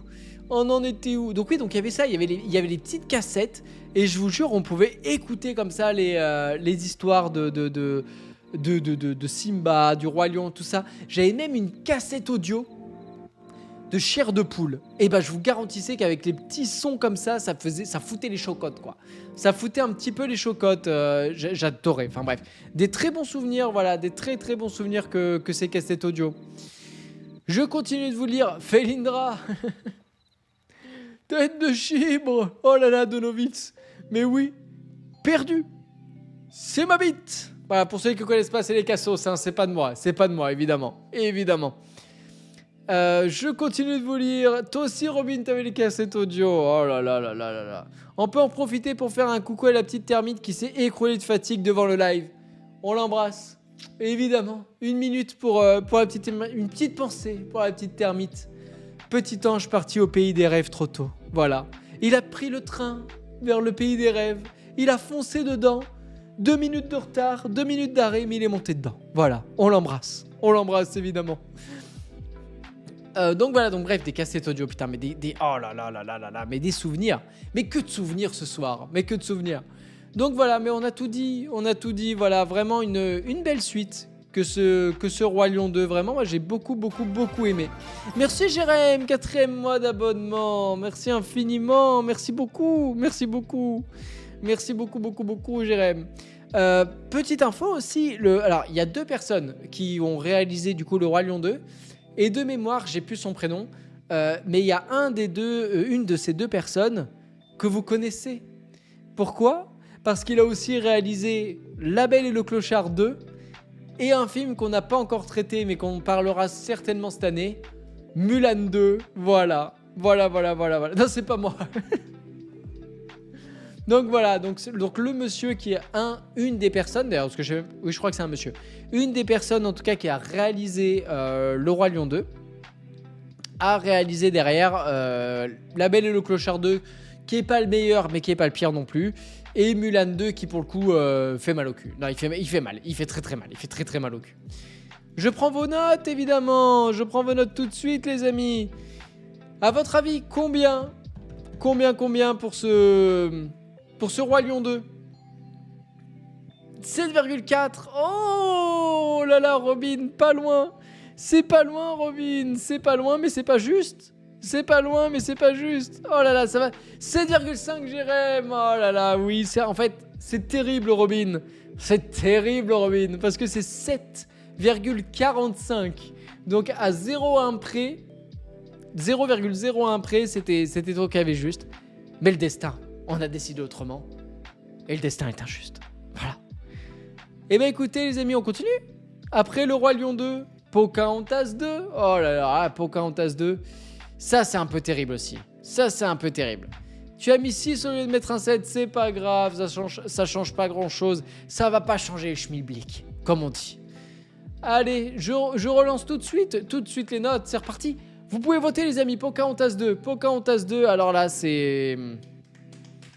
Ah ouais, c'est terrible. Vous pouvez remettre les notes, hein, pardon, excusez-moi, j'avais pas encore lancé là. Vous pouvez remettre en sac, Vossiane, Miyaka, je crois que j'avais pas encore lancé, vous pouvez y aller. Donc là, Pocahontas 2, c'est terrible un peu, hein. C'est... Ouais, grosse désillusion terrible pour le joueur français. Grosso modo, vous prenez le 1, vous lui faites un gros doigt d'honneur et vous avez Pocahontas 2 quoi. Parce que tout le premier, c'est cet amour avec John Smith. C'est tout cet amour-là entre Pocahontas et John Smith. Alors, ça s'éloigne de la vraie histoire, on est d'accord, mais on s'en fout quoi. Et Pocahontas 1, du coup, c'est l'amour de la nature, un tout petit peu respecté dans le 2 pour le coup, avec cette histoire d'ours, bref, tout ça, maltraitance animale. Mais le 1 est tellement plus que ça. Le 1, c'est un film, je vous jure, moi, que même quand j'étais petit, Pocahontas, j'aimais pas tant que ça, parce que beaucoup de parti pris graphiques et beaucoup de maturité dans le scénario. Et c'était trop pour le petit enfant que j'étais. J'étais trop con, ok ? Et pour le coup, c'était un tout petit peu trop intelligent pour moi, Pocahontas. Et là, le 2, c'est simple. L'amour avec John Smith, comme ça, parce que John Smith, il meurt dès le début, ok ? C'est ciao, ok ?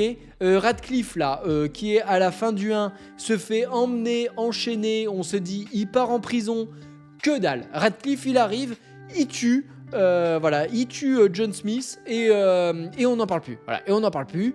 Du coup, Pocahontas va en Angleterre, en fait, c'est un peu le principe, et elle va tomber, du coup, amoureuse du Général Rolfe. Voilà, c'est ça, Général Rolfe, donc ça se rapproche un peu de la vraie histoire.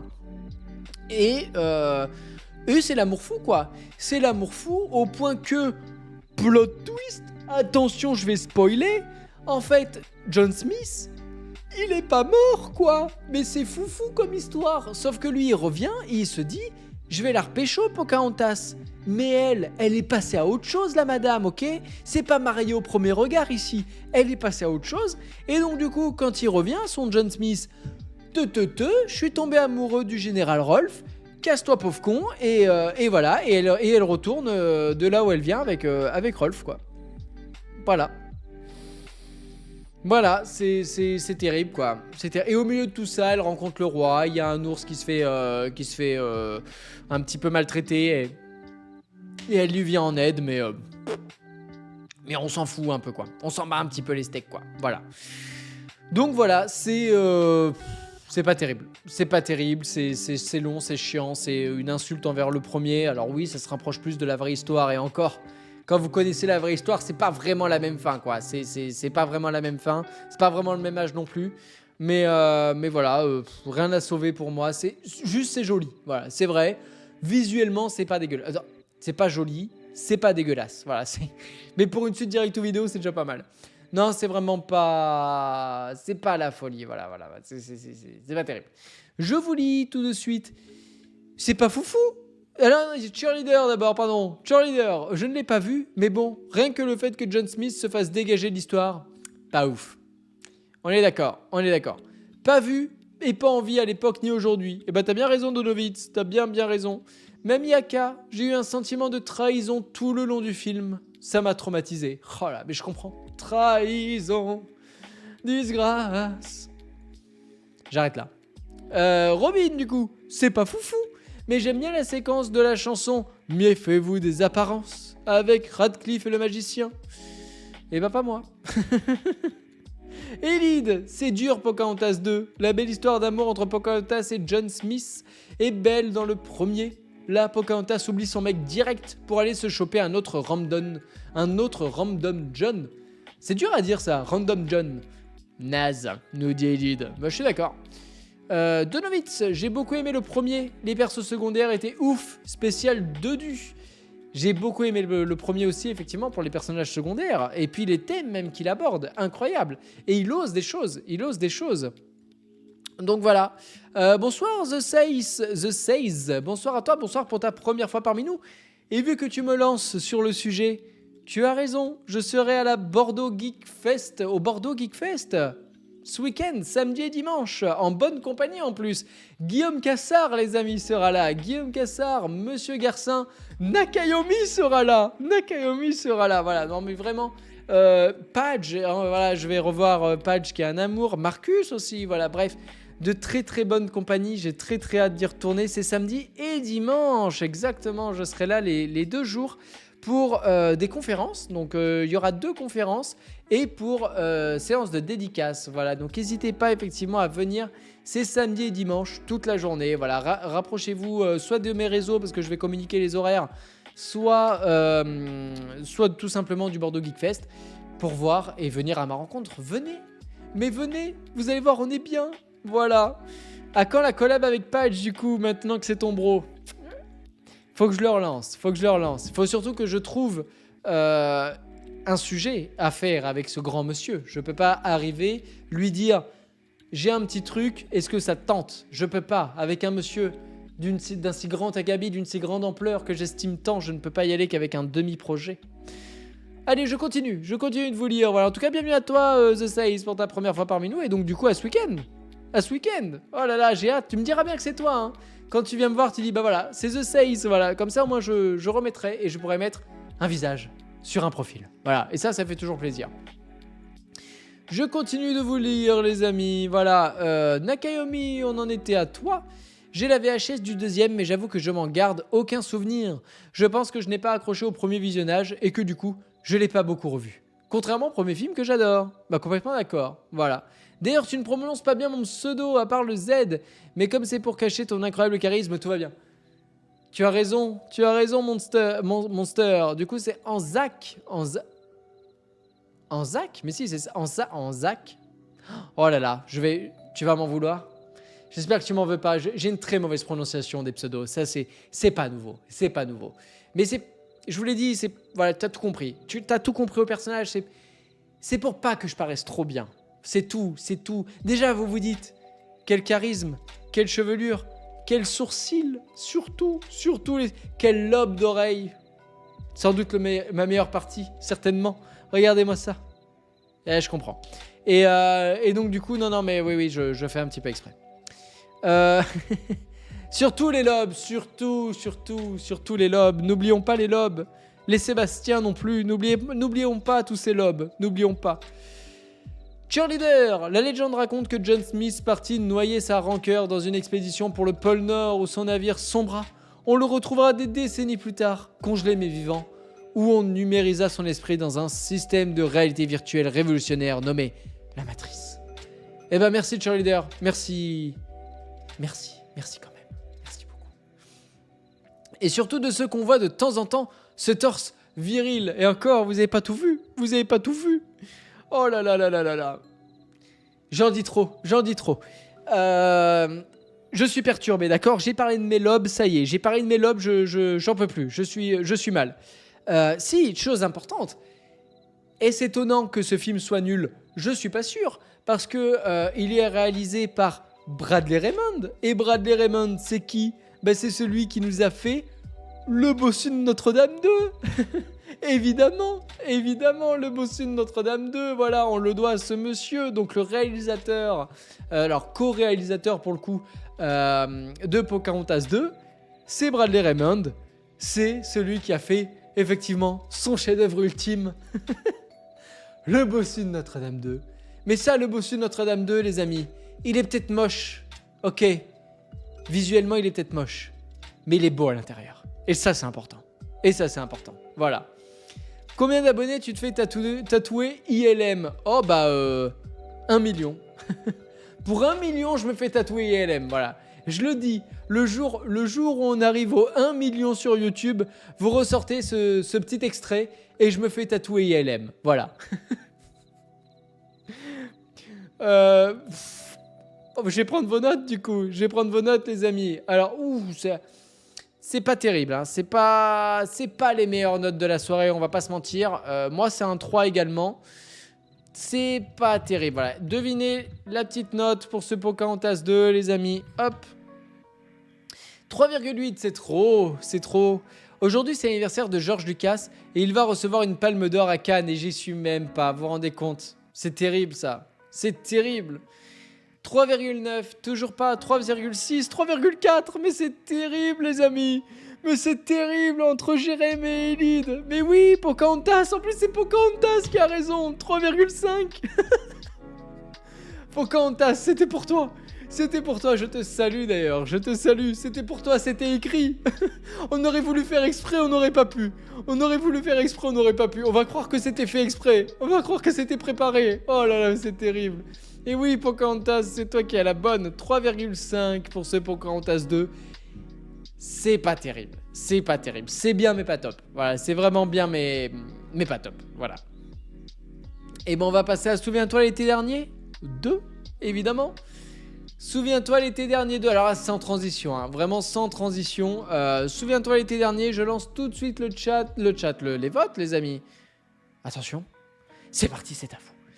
Alors, Souviens-toi l'été dernier, c'est un film, moi j'ai beaucoup aimé le premier. Moi j'ai beaucoup aimé le premier avec Jennifer Love Hewitt, évidemment, avec Freddie Prinze Jr., évidemment, donc celui qui joue dans Scooby-Doo, qui joue Fred, évidemment, donc Freddie Prinze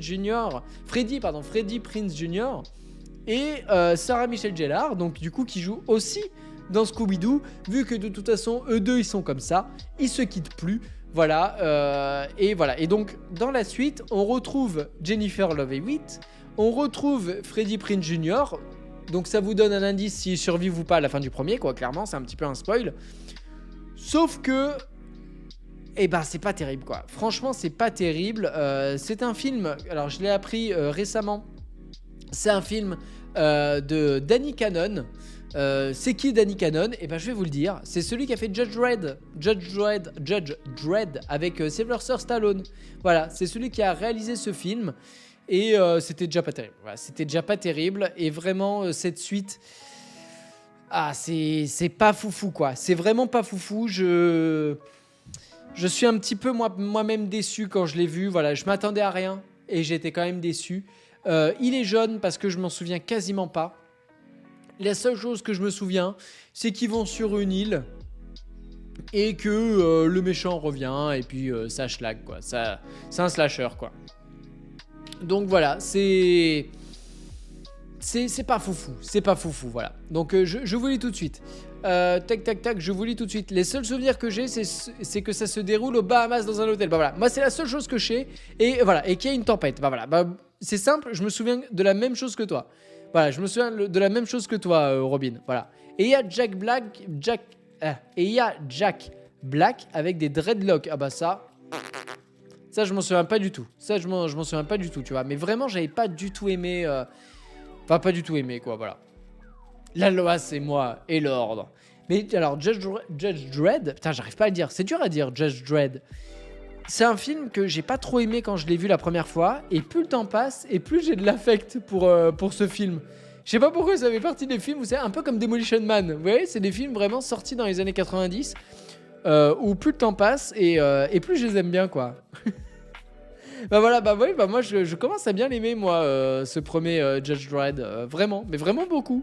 Après, je pense que Sylvester Stallone, ça joue énormément. Ça joue énormément. Mais voilà. J'ai rien à dire de plus, je pense que vous non plus. C'est pas un film qui vous attire et je comprends. Je comprends.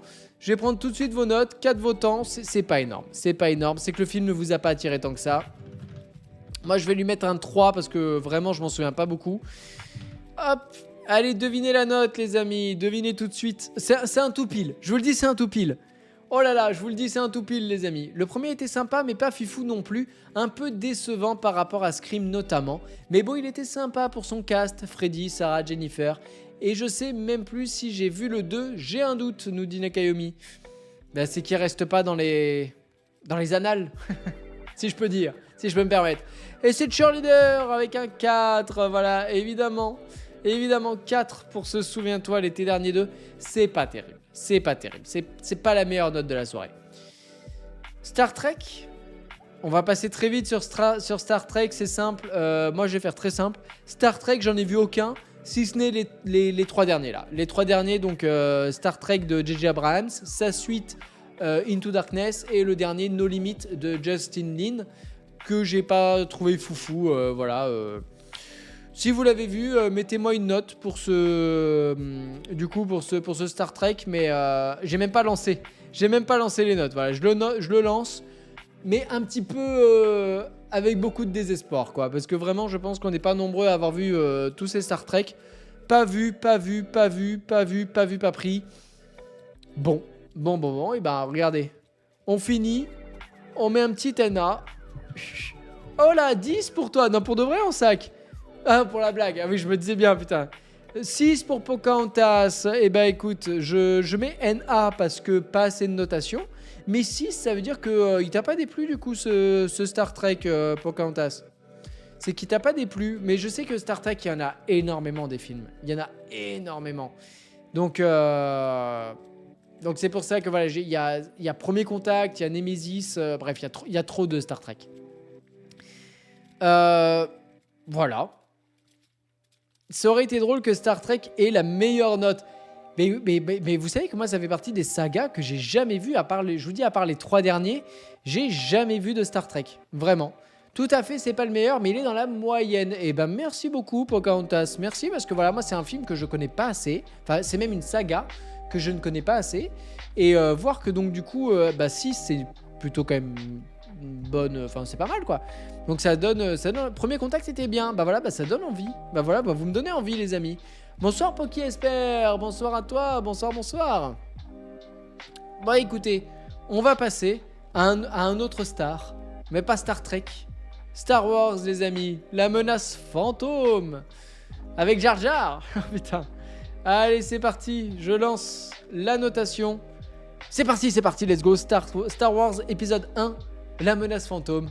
Film de George Lucas, fondateur de la société ILM en 1975. Et évidemment, vous le savez, je le sais, vous le savez, nous le savons, ils le savent. On est d'accord. Pour ce premier Star Wars, plus le temps passe et plus je l'apprécie. Je pense qu'on est nombreux comme ça à finalement de plus en plus apprécier la postlogie. Chose qui, je pense, n'arrivera pas tout de suite avec la nouvelle trilogie, là, vraiment, avec la postlogie. Je pense que ça aura pas le même avenir, quoi. Voilà. Mais disons que la postlogie, effectivement, c'est un petit peu cassé les dents au début.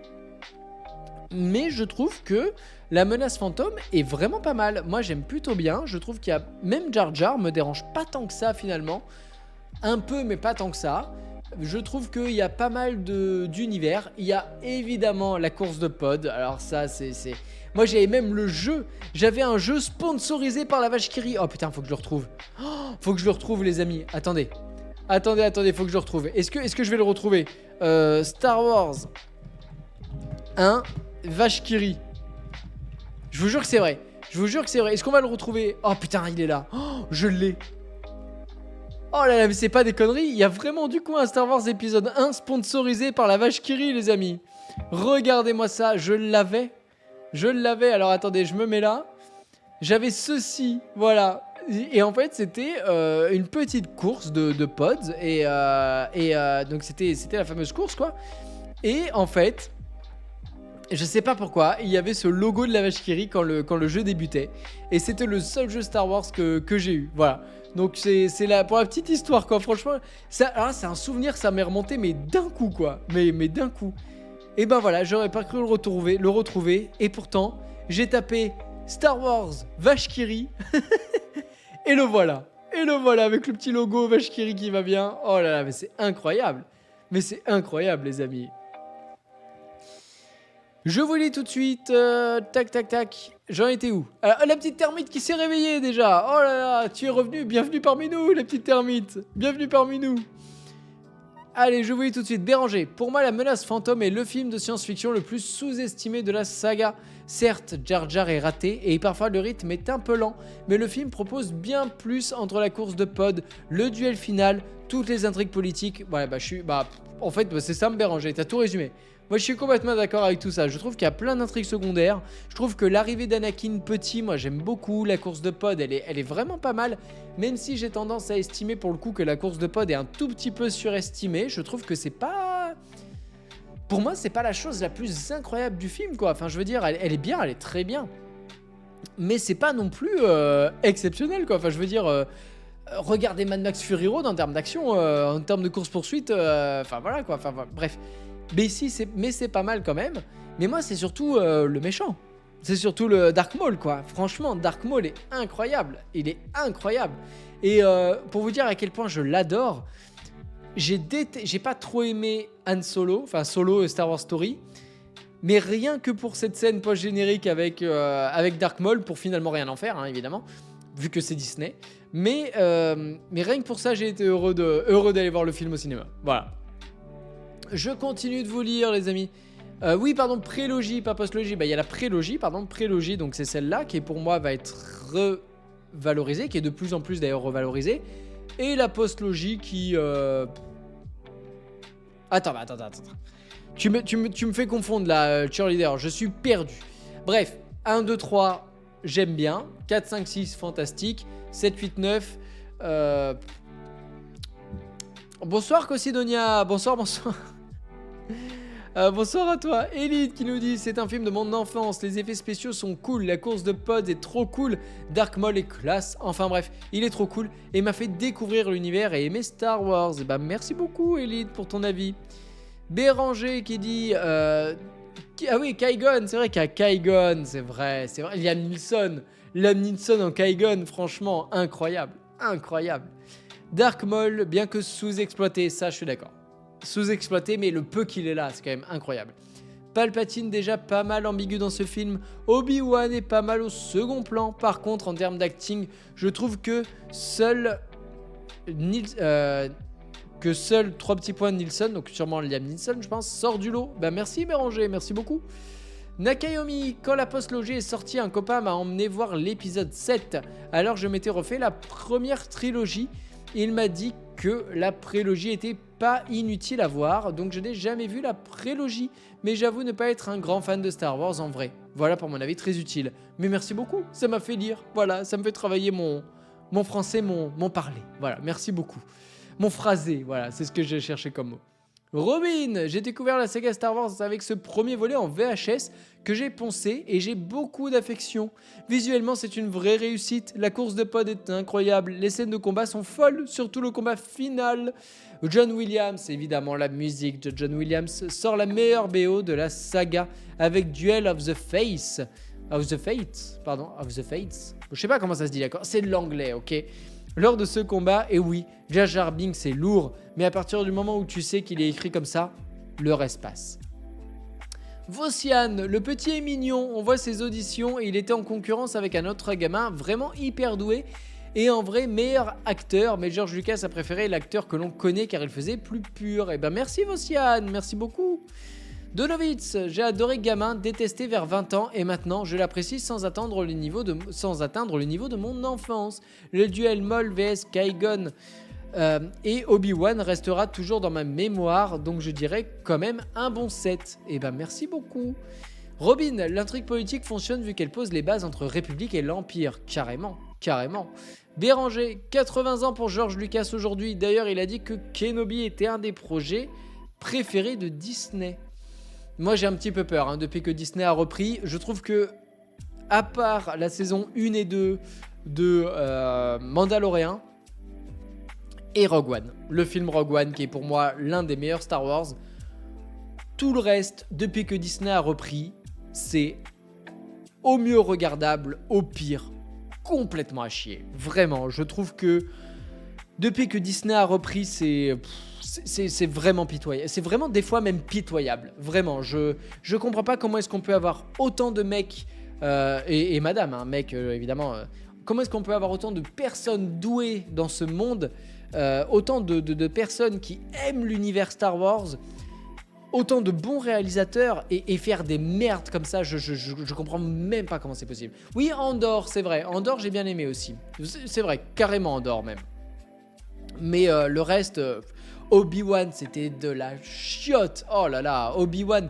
Rien que l'épisode, la course-poursuite là, de la princesse Leia quand elle est jeune, mais mon Dieu, elle a fait le tour celle-là, mais évidemment qu'elle a fait le tour, c'est nul à chier quoi, franchement, oh là là là là là là là là là là, c'est terrible. Bref, je comprends pas comment on peut avoir autant d'argent à mettre dans des projets pour engager autant de personnes qui savent pas faire de films. Je comprends pas comment c'est possible, vraiment. Et cette guéguerre dans la postlogie entre J.J. Abrams et l'autre, J.J. Abrams et l'autre, je vais y arriver. Celui qui a fait Looper, je vais y arriver. Non, j'y arriverai pas. Rian Johnson, merci. C'est terrible cette guéguerre. Pour la petite anecdote, vous savez tous là sur le Faucon Millennium, J.J. Abrams avait mis son nom, Rian Johnson avait mis le sien, je crois qu'il avait barré celui de J.J. Abrams et finalement après il l'a rebarré derrière, enfin bref, grosse guerre d'ego enfin bref, no comment. Allez, je continue. Cheerleader, la menace fantôme avait déçu les fans hardcore à l'époque pour son appel du pied au jeune public avec Jar Jar ou encore par l'ajout du concept de midi-chlorien qui fait passer la force d'une dimension spirituelle à une question d'ordre génétique, redoublée par l'inclusion d'une prophétie et d'un élu. Cependant, nous dit Cheerleader, on ne peut nier que la menace fantôme a apporté des séquences d'anthologie. La course de pod est une référence encore aujourd'hui. Dark Maul qui a réussi à rejoindre le mythique Dark Vador au panthéon des grands méchants du côté obscur. Ce film est tout simplement à l'origine d'une bonne partie du mythe Star Wars tel qu'il est exploité aujourd'hui. C'est beau, Cheerleader. C'était très beau. Bonsoir, mademoiselle Amor. Bonsoir, j'espère que vous allez bien. Sloan Eater, je sais que je vais pas me faire que des amis en disant ça, mais la prélogie est pour moi meilleure que la trilogie originale. Il y a la thématique de l'élu, mais elle diffuse dans un univers plus vaste, avec des espèces qu'on apprend à découvrir, des luttes de pouvoir, des intrigues politiques. Les personnages passent un peu plus au second plan par rapport à l'histoire avec un grand H, et ça fait du bien. Eh ben merci Sloan Eater, mais je suis assez d'accord. Cependant... Pour moi, il y a l'attaque des clones, le 2, le Star Wars 2. J'ai beaucoup de mal avec Star Wars 2. Je sais pas pourquoi. J'ai beaucoup de mal avec celui-là. Je trouve la romance nulle à chier. Je trouve Nathalie Portman très mauvaise actrice dans celui-là en tout cas. Il y a beaucoup de choses que j'aime pas dans l'attaque des clones et c'est vraiment dommage parce que je suis pas loin de le penser que le 3, que la revanche des Sith est l'un des meilleurs de la saga principale, si ce n'est le meilleur avec l'Empire contre-attaque. Je me demande si la revanche des Sith est pour moi même pas meilleure que l'Empire contre-attaque. Mais vraiment, je suis à ça de le penser quoi. Voilà. Mais ça, ce n'est que mon avis personnel quoi. Vossian, ce qui m'embête dans l'écriture de la prélogie et par exemple la menace fantôme, c'est qu'on nous vend les Jedi comme des monstres d'efficacité avec le 4, 5, 6, Luke qui détruit les étoiles de la mort avec son intuition, etc. Mais trop de fois, on n'a pas l'impression qu'ils fassent grand chose au pic de leur pouvoir. Je peux comprendre totalement. Bon bah voilà les amis, je crois qu'on a un petit peu fait le tour. Je comprends pas non plus, mais au vu de la nullité de Rebel Moon 1 et 2, c'est un phénomène qui se répand. Ah ouais, alors Rebel Moon, no comment sur Rebel Moon. En plus, alors il y a Rebel Moon donc du coup qui est sorti, qui est finalement un Star Wars de Snyder, quoi. Donc c'est Snyder qui a réalisé et écrit Rebel Moon. Donc Snyder que vous connaissez certainement pour tout ce qui est Man of Steel, Justice League. En tout cas une partie et en tout cas la Snyder Cut, il y a 300, il y a Watchmen. J'adore Watchmen. Je sais pas si je vous l'ai dit, mais j'adore Watchmen. Et donc il s'est dit vas-y, Netflix me paye mon film, et il a fait du coup Rebel Moon 1 et 2. Et là il a dit quoi? Le mec, on lui dit votre film il est pas top, quoi, même votre second film il est pas top. Et le monsieur au calme il répond ouais mais c'est normal, il faut attendre la version longue, voilà, et prendre tout ça comme un film. Donc le mec et pourtant je dis le mec parce que vraiment il m'a saoulé, quoi. Il nous fait une Snyder Cut bis, quoi. C'est-à-dire que le mec il arrive, il dit voilà, non j'ai sorti 2 films, ils font 2h30 chacun, mais attendez la version longue de 3h pour faire 6h, et je vous jure que les 2 emboîtés c'est vachement mieux. Et en plus il donne des exemples et tout, enfin bref, il assume, c'est pas top, t'as fait de ton mieux, tu t'es planté, c'est tant pis, quoi, enfin c'est pas grave, quoi, t'as le droit de te planter, alors avec le budget qu'il y a je suis pas sûr, mais bon bref, tu t'es planté, quoi. Et là le mec il dit quoi? Il dit non mais la carte, oui voilà, la carte blanche que m'a donnée Netflix, c'est pas vraiment ma carte blanche, attendez, vous allez voir la Director's Cut, elle va être exceptionnelle. Franchement, quoi, non mais arrêtez, quoi. Et oui, autant la Director's Cut de Justice League avait un petit peu de sens parce qu'il s'est fait voler son travail par Josh Whedon. Bref, il y a beaucoup de choses. C'est tentaculaire cette histoire. Il y a énormément de choses à apprendre là-dessus. Donc voilà, Snyder qui se fait évincer, Josh Whedon qui arrive, qui met des blagues partout, qui détruit tout. Bref, même les designs et tout ça. Le film se fait détruire. Les gens disent nous on veut la Snyder Cut. La Snyder Cut arrive. Elle est mieux, c'est vrai, c'est pas non plus la folie, quoi. Et là, il nous fait une Snyder Cut bis. Sauf que Rebel Moon, c'est quand même son film, quoi. Il s'est pas fait déposséder de quoi que ce soit, quoi. Donc voilà. J'ai l'impression qu'il fait le coup à chaque fois, c'est sa carte Joker. Mais un peu, quoi. Vraiment, c'est un peu ça, Pocahontas. Mais même là, son film sur les zombies, là, avec Dave Bautista, c'était déjà pas la folie, quoi. Enfin, moi, j'avais vraiment détesté. En plus, c'est un peu flou et tout. Je sais plus comment il s'appelle. Non, c'est pas Army of the Dead, c'est un truc comme ça. Mais c'était déjà pour Netflix et c'était déjà pas la folie, quoi. Moi, je vous le dis, moi, Zack Snyder, c'est 300. Oui, c'est ça, Army of the Dead, voilà. Comme quoi, ma mémoire ne me fait pas que défaut. Eh, il y a des neurones ici, quoi. Et il n'y a pas un grand cerveau, mais il y a quelques neurones quand même. Non, mais franchement, Zack Snyder, moi, c'est 300. Sucker Punch à la limite. Et puis surtout Watchmen, quoi. Surtout Watchmen. Watchmen, pour moi, c'était l'apogée de Zack Snyder. Man of Steel, à la limite, vraiment, je l'apprécie aussi. C'est vrai, juste moins que le reste. Mais le reste, moi, Batman vs Superman, j'ai trouvé ça mais terrible, quoi. Oh là là là là là là. Moi, je trouvais ça long, je trouvais ça chiant, je trouvais la fin, là, une bouillie de pixels, là, de numérique et tout. Il y a que le combat un petit peu Superman versus Batman, voilà, il y a que le combat un petit peu où ça fight un peu. Mais quand il y a Doom qui arrive, la Doomsday, là, et tout ça... son Lex Luthor, il est pété du cul. Enfin non, franchement, voilà. Alors Sucker Punch, moi je l'ai vu quand j'étais ado et je l'ai pas revu depuis et j'ose pas parce que je regarde un très bon souvenir et j'ai pas envie, quoi. J'ai pas envie de me démoraliser, voilà. Vossian, je suis un gros défenseur de Snyder et je défends sans problème son travail sur 300 et tout son travail sur les héros d'ici, mais il y a plein de ces films qui me sortent par les yeux. Ah oui, c'est vrai ça, le royaume de Goa'uld. Ça, j'avais oublié c'est avec les pigeons là, avec les hiboux. Je vois bien ce qu'il a voulu faire, mais le rythme nul. Oh là là, c'est vrai qu'il y a ce film qui existe. Oh, c'est terrible. Terrible, terrible, terrible, terrible. Oui, voilà, avec les chouettes, ouais, avec les hiboux. Oh oui, non, c'était pas top.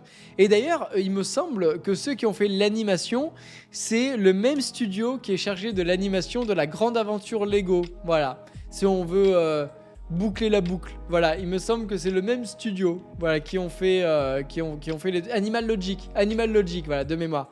Il me semble que Animal Logic, ce sont ceux qui ont fait les effets numériques, donc la 3D, l'animation de la grande aventure Lego.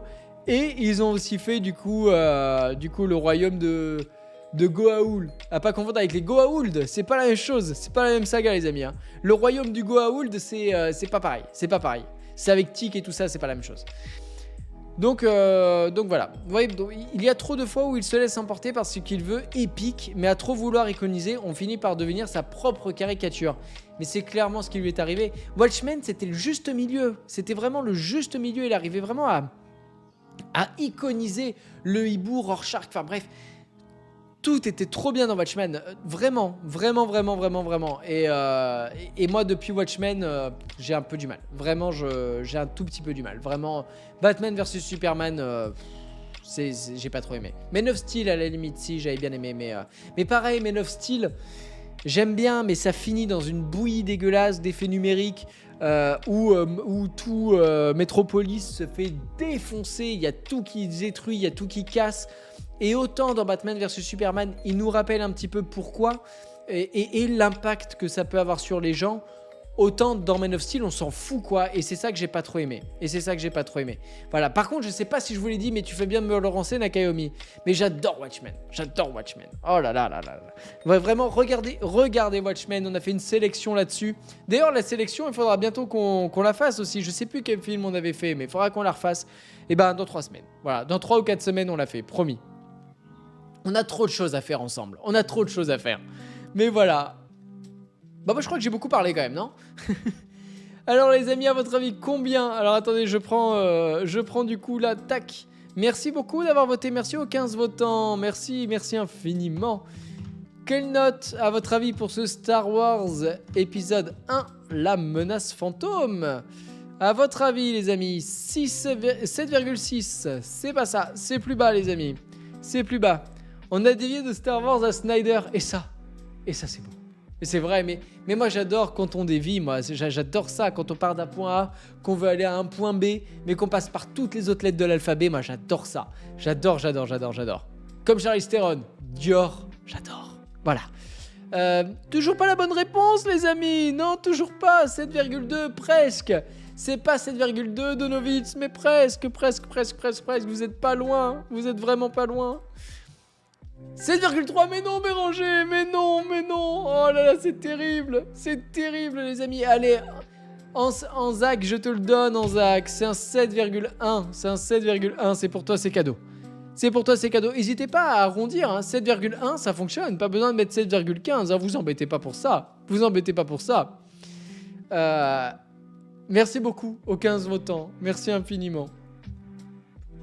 Allez, dernier film de la soirée, et pas des moindres, vu qu'on passe à Toy Story 2, les amis. C'est parti, vous pouvez voter une note entre 1 et 10 dans le chat, c'est tout simple, vous arrivez, vous mettez 1, vous mettez 10, vous mettez la note que vous voulez, vous tapez entrée, ça compte quoi. Est-ce que la vie c'est pas simple? On n'arrête pas le progrès, on n'arrête vraiment pas le progrès quand ça fonctionne. Parce que des fois le chat, le sondage il fonctionne pas, et là, on est dans la caca, et quand ça marche pas, qu'est-ce qu'on fait? On appelle Nakayomi, voilà. Parce que même quand il bosse, eh ben il est avec nous. Et ça c'est beau. Voilà. Oh là, c'est des bonnes notes, c'est des très bonnes notes. Moi je lui mets un 9 les amis. Comme la poule, c'est un 9. Merci les Irus pour ta première fois parmi nous. Merci de voter, merci de participer à notre belle soirée. Belle soirée. Toy Story 2 les amis, qu'est-ce que je peux vous dire sur ce film? Film de John Lasseter qui a déjà Leicester qui a déjà réalisé le premier. Mais moi ce que je retiens surtout, alors c'est une co-réalisation avec Ash Brannon et surtout avec Lee Unkrich, et c'est cette personne là que je retiens. parce que Lee Enkrich, après, a fait des très bons films. Il a notamment co-réalisé Le Monde de Nemo. Il a co-réalisé Monstres et compagnie. Et surtout, ces 2 autres films, il a co-réalisé Coco, qui est pour moi l'un des meilleurs films Pixar. Vraiment. Je pense que c'est l'une des dernières fois où j'ai pleuré au cinéma. J'ai pleuré quand j'ai fait la Nancy Mess, mais au cinéma, je pense que la dernière fois que j'ai pleuré, ça devait être pour Coco. Et aussi parce qu'il a réalisé tout court un épisode qui pour moi vient légèrement surpasser Toy Story 2, légèrement, Toy Story 3. Voilà, avec cette fin parfaite qui n'appelait à aucune suite, à bon entendeur. Merci beaucoup également à Ganafoul. Merci Ganafoul. Merci beaucoup pour ton 8, pour ta première participation dans le chat. Merci beaucoup. Merci beaucoup. Vous êtes nombreux à participer. C'est très important, voilà, pour ces soirées-là. C'est très... Oh, pour ces soirées-là où on dragon danse toi-même. Tu sais pourquoi, Yannick? Yannick, on t'embrasse évidemment. Que serait une soirée sans embrasser Yannick? Yannick, si tu nous écoutes, on t'embrasse. Voilà, oui, beau CV, le monsieur. Très très beau CV. Et pourtant... Depuis Coco, donc depuis 2017, c'est rien, zéro, nada, que chi. non, il a rien fait, donc voilà, donc assez étonné de ça. Toujours est-il que Toy Story 2 suite, évidemment, du premier Toy Story, donc qui est sorti en 95. Toy Story 2 99 du coup comme c'est l'année 99 et Toy Story 3 2010, donc comme quoi il y a quand même une sacrée évolution, une sacrée paire d'années entre les deux. Et Toy Story 2, bah que dire, c'est mythique, c'est drôle, c'est touchant, c'est incroyable, Donc pour ceux qui se rappellent un tout petit peu de Toy Story 2, c'est du coup quand Woody se fait enlever lors d'un vide-grenier, il se fait enlever par un monsieur qui est fan absolu de la série animée dans lequel il y a Woody. Voilà, donc par Hal, voilà, exactement. C'est Hal, oui, c'est ça, c'est le nom du mec qui l'enlève, voilà. Et donc tous ses amis vont partir et essayer d'aller sauver Woody. Voilà, il faut sauver Woody. Voilà, c'est presque le titre d'un film, ça, tiens. L'homme en costume de poulet, exactement.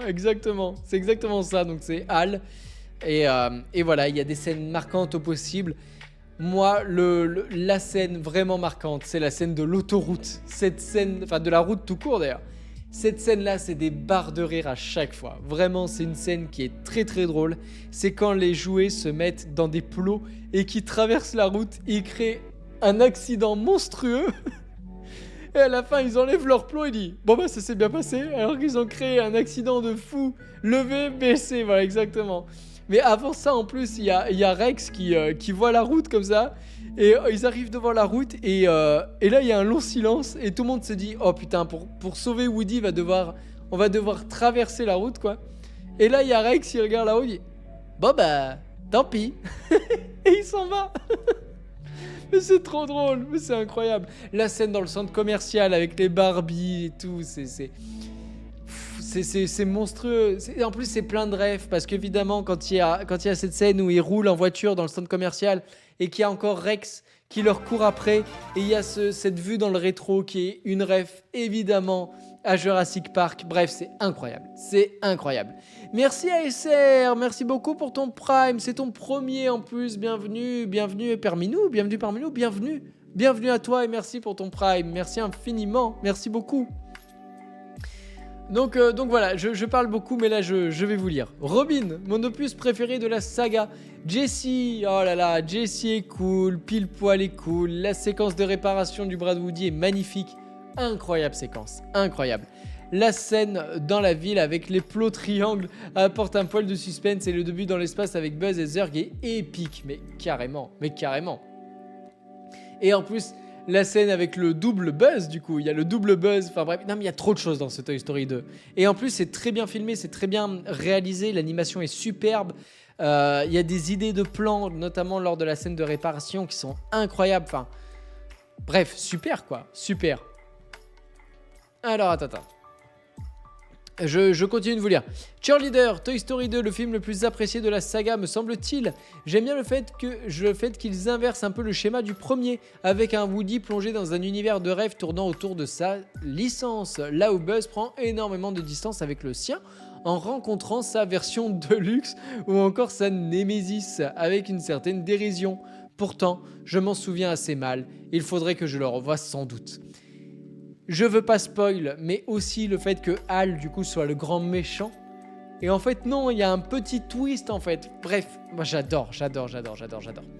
Sloan Eater, Toy Story 2, c'est l'opus que j'ai préféré. En même temps, je crois que j'ai juste vu le premier.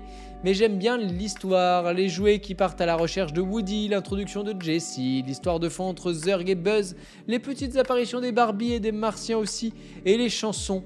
Mon Dieu, ce que j'aime la chanson, quand elle m'aimait. Tu fais bien de le dire, elles sont magnifiques. Magnifiques. Quand elle m'aimait, j'avoue que quand elle m'aimait, c'est très touchant quand on voit le souvenir de Jessie, en fait. Tout simplement, c'est vraiment iconique. Iconique. Et qu'est-ce que je voulais vous dire? Si, donc il y a ça. Et si t'as jamais vu le 3, vraiment, je te le conseille. Voilà. Moi, dans le 3, il y a Ken. Et franchement, Ken, il est incroyable. Ken, il est incroyable dans le 3. J'aime beaucoup le méchant du 3 aussi. Enfin bref, le 3, et j'aime la fin du 3. Voilà. C'est pour ça que moi, c'est le 3 que je préfère. Mais parce qu'en fait, il m'a... Comment vous dire? C'est tout bête, mais moi, je suis insensible, ok? Moi, je suis un homme sensible. Et en fait, Toy Story 2, même si l'histoire de Jessie apporte une petite dose de dramaturgie, de sensibilité, je trouve que la fin du 3... Moi, la fin du 3, elle m'a atomisé. Elle m'a détruite. Je me suis rappelé tous ces jouets que j'ai donnés quand j'étais gosse. Et voilà, et ça m'a fait... ouais, ça m'a touché, quoi. Et donc, pour moi, le 3, c'est le juste milieu entre action, humour et larmes, quoi. Vraiment, le 3, à la fin... Et le 4 gâche la fin du 3. Disons que le... disons qu'en fait, elle vient clôturer en fait l'arc du coup du gamin. Il le donne du coup à l'autre gamine, ok. Je me rappelle Andy. Elle vient clôturer l'arc de Andy puisqu'il donne ses jouets à l'autre gamine. Le 4, je trouve que c'est un bon film. Vraiment, il y a des très bons trucs dans Toy Story 4. Mais il est moins percutant, quoi. Il est moins enthousiasmant que le 2 ou le 3, c'est sûr. Même s'il y a Jean-Jean. C'est pour toi, mon Jean-Jean. C'est vrai, il y a Jean-Jean quand même. Mais oui, je trouve que le 4 est... Vous voyez, l'histoire de fourchette, on n'en fait rien. Enfin, je veux dire, le 4 a des idées, mais il va pas au bout. Je sais, il y a des choses qui me dérangent aussi dans Toy Story 4. Même si je trouve que c'est quand même un très bon film, mais c'est pas un excellent Toy Story, quoi. C'est un très bon film, mais pas un excellent Toy Story. Voilà, je pense que c'est bien résumé. C'est bien résumé. Pocahontas, j'ai vu le 3, un jour où ma vie était chaotique et j'ai pleuré devant la scène de l'incinérateur. Horrible scène. Toy Story, c'est le premier film qu'on m'a emmené voir au cinéma. Et ce jour-là, c'était aussi la fin de mon enfance. Oh, c'est triste, Pocahontas. Mais oui, mais la scène de l'incinérateur dans Toy Story 3, elle est dure, quoi. Où tout le monde se dit au revoir et tout, c'est très très dur. Ah, j'entends un Rio derrière moi. J'entends un Rio pour ceux qui connaissent pas. Rio ? Il a pas envie de venir. Peut-être que je viendrai le chercher pour vous dire au revoir. Je l'amène avec moi. Il est juste là. Il y a Bouddha aussi. Je sais pas si vous l'avez vu, mais il y a Bouddha juste là. On l'embrasse évidemment. Bref, voilà, Toy Story 2, excellent film. Et ça se voit. Il préfère le canapé au stream, c'est moche. Mais là, il s'est même allongé sur le carrelage. Je pense qu'il fait trop chaud.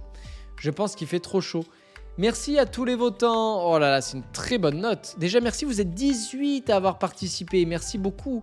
Je pense que le 3, c'est une erreur, hein, donc je l'enlève. Mais merci infiniment, les amis. Merci infiniment. Tu votes 7, Elide. Je rajoute donc 7... 7, 5 et 4, c'est une très bonne note. C'est une très bonne note. C'est pas aussi bon que 8,9, c'est pas aussi bon que 8,6, mais c'est une très bonne note. Effectivement, vous avez raison, il vient de monter sur le canapé, les amis. Ça commence à me faire peur. Vous connaissez ce que va faire mon chien, ça m'inquiète. C'est pas 8,5. Non, non, non, c'est pas 8,5. C'est pas 8,3 non plus. C'est 8,6, Robin. J'avais pas vu. Oh là là là là. 8,6 pour ce Toy Story 2.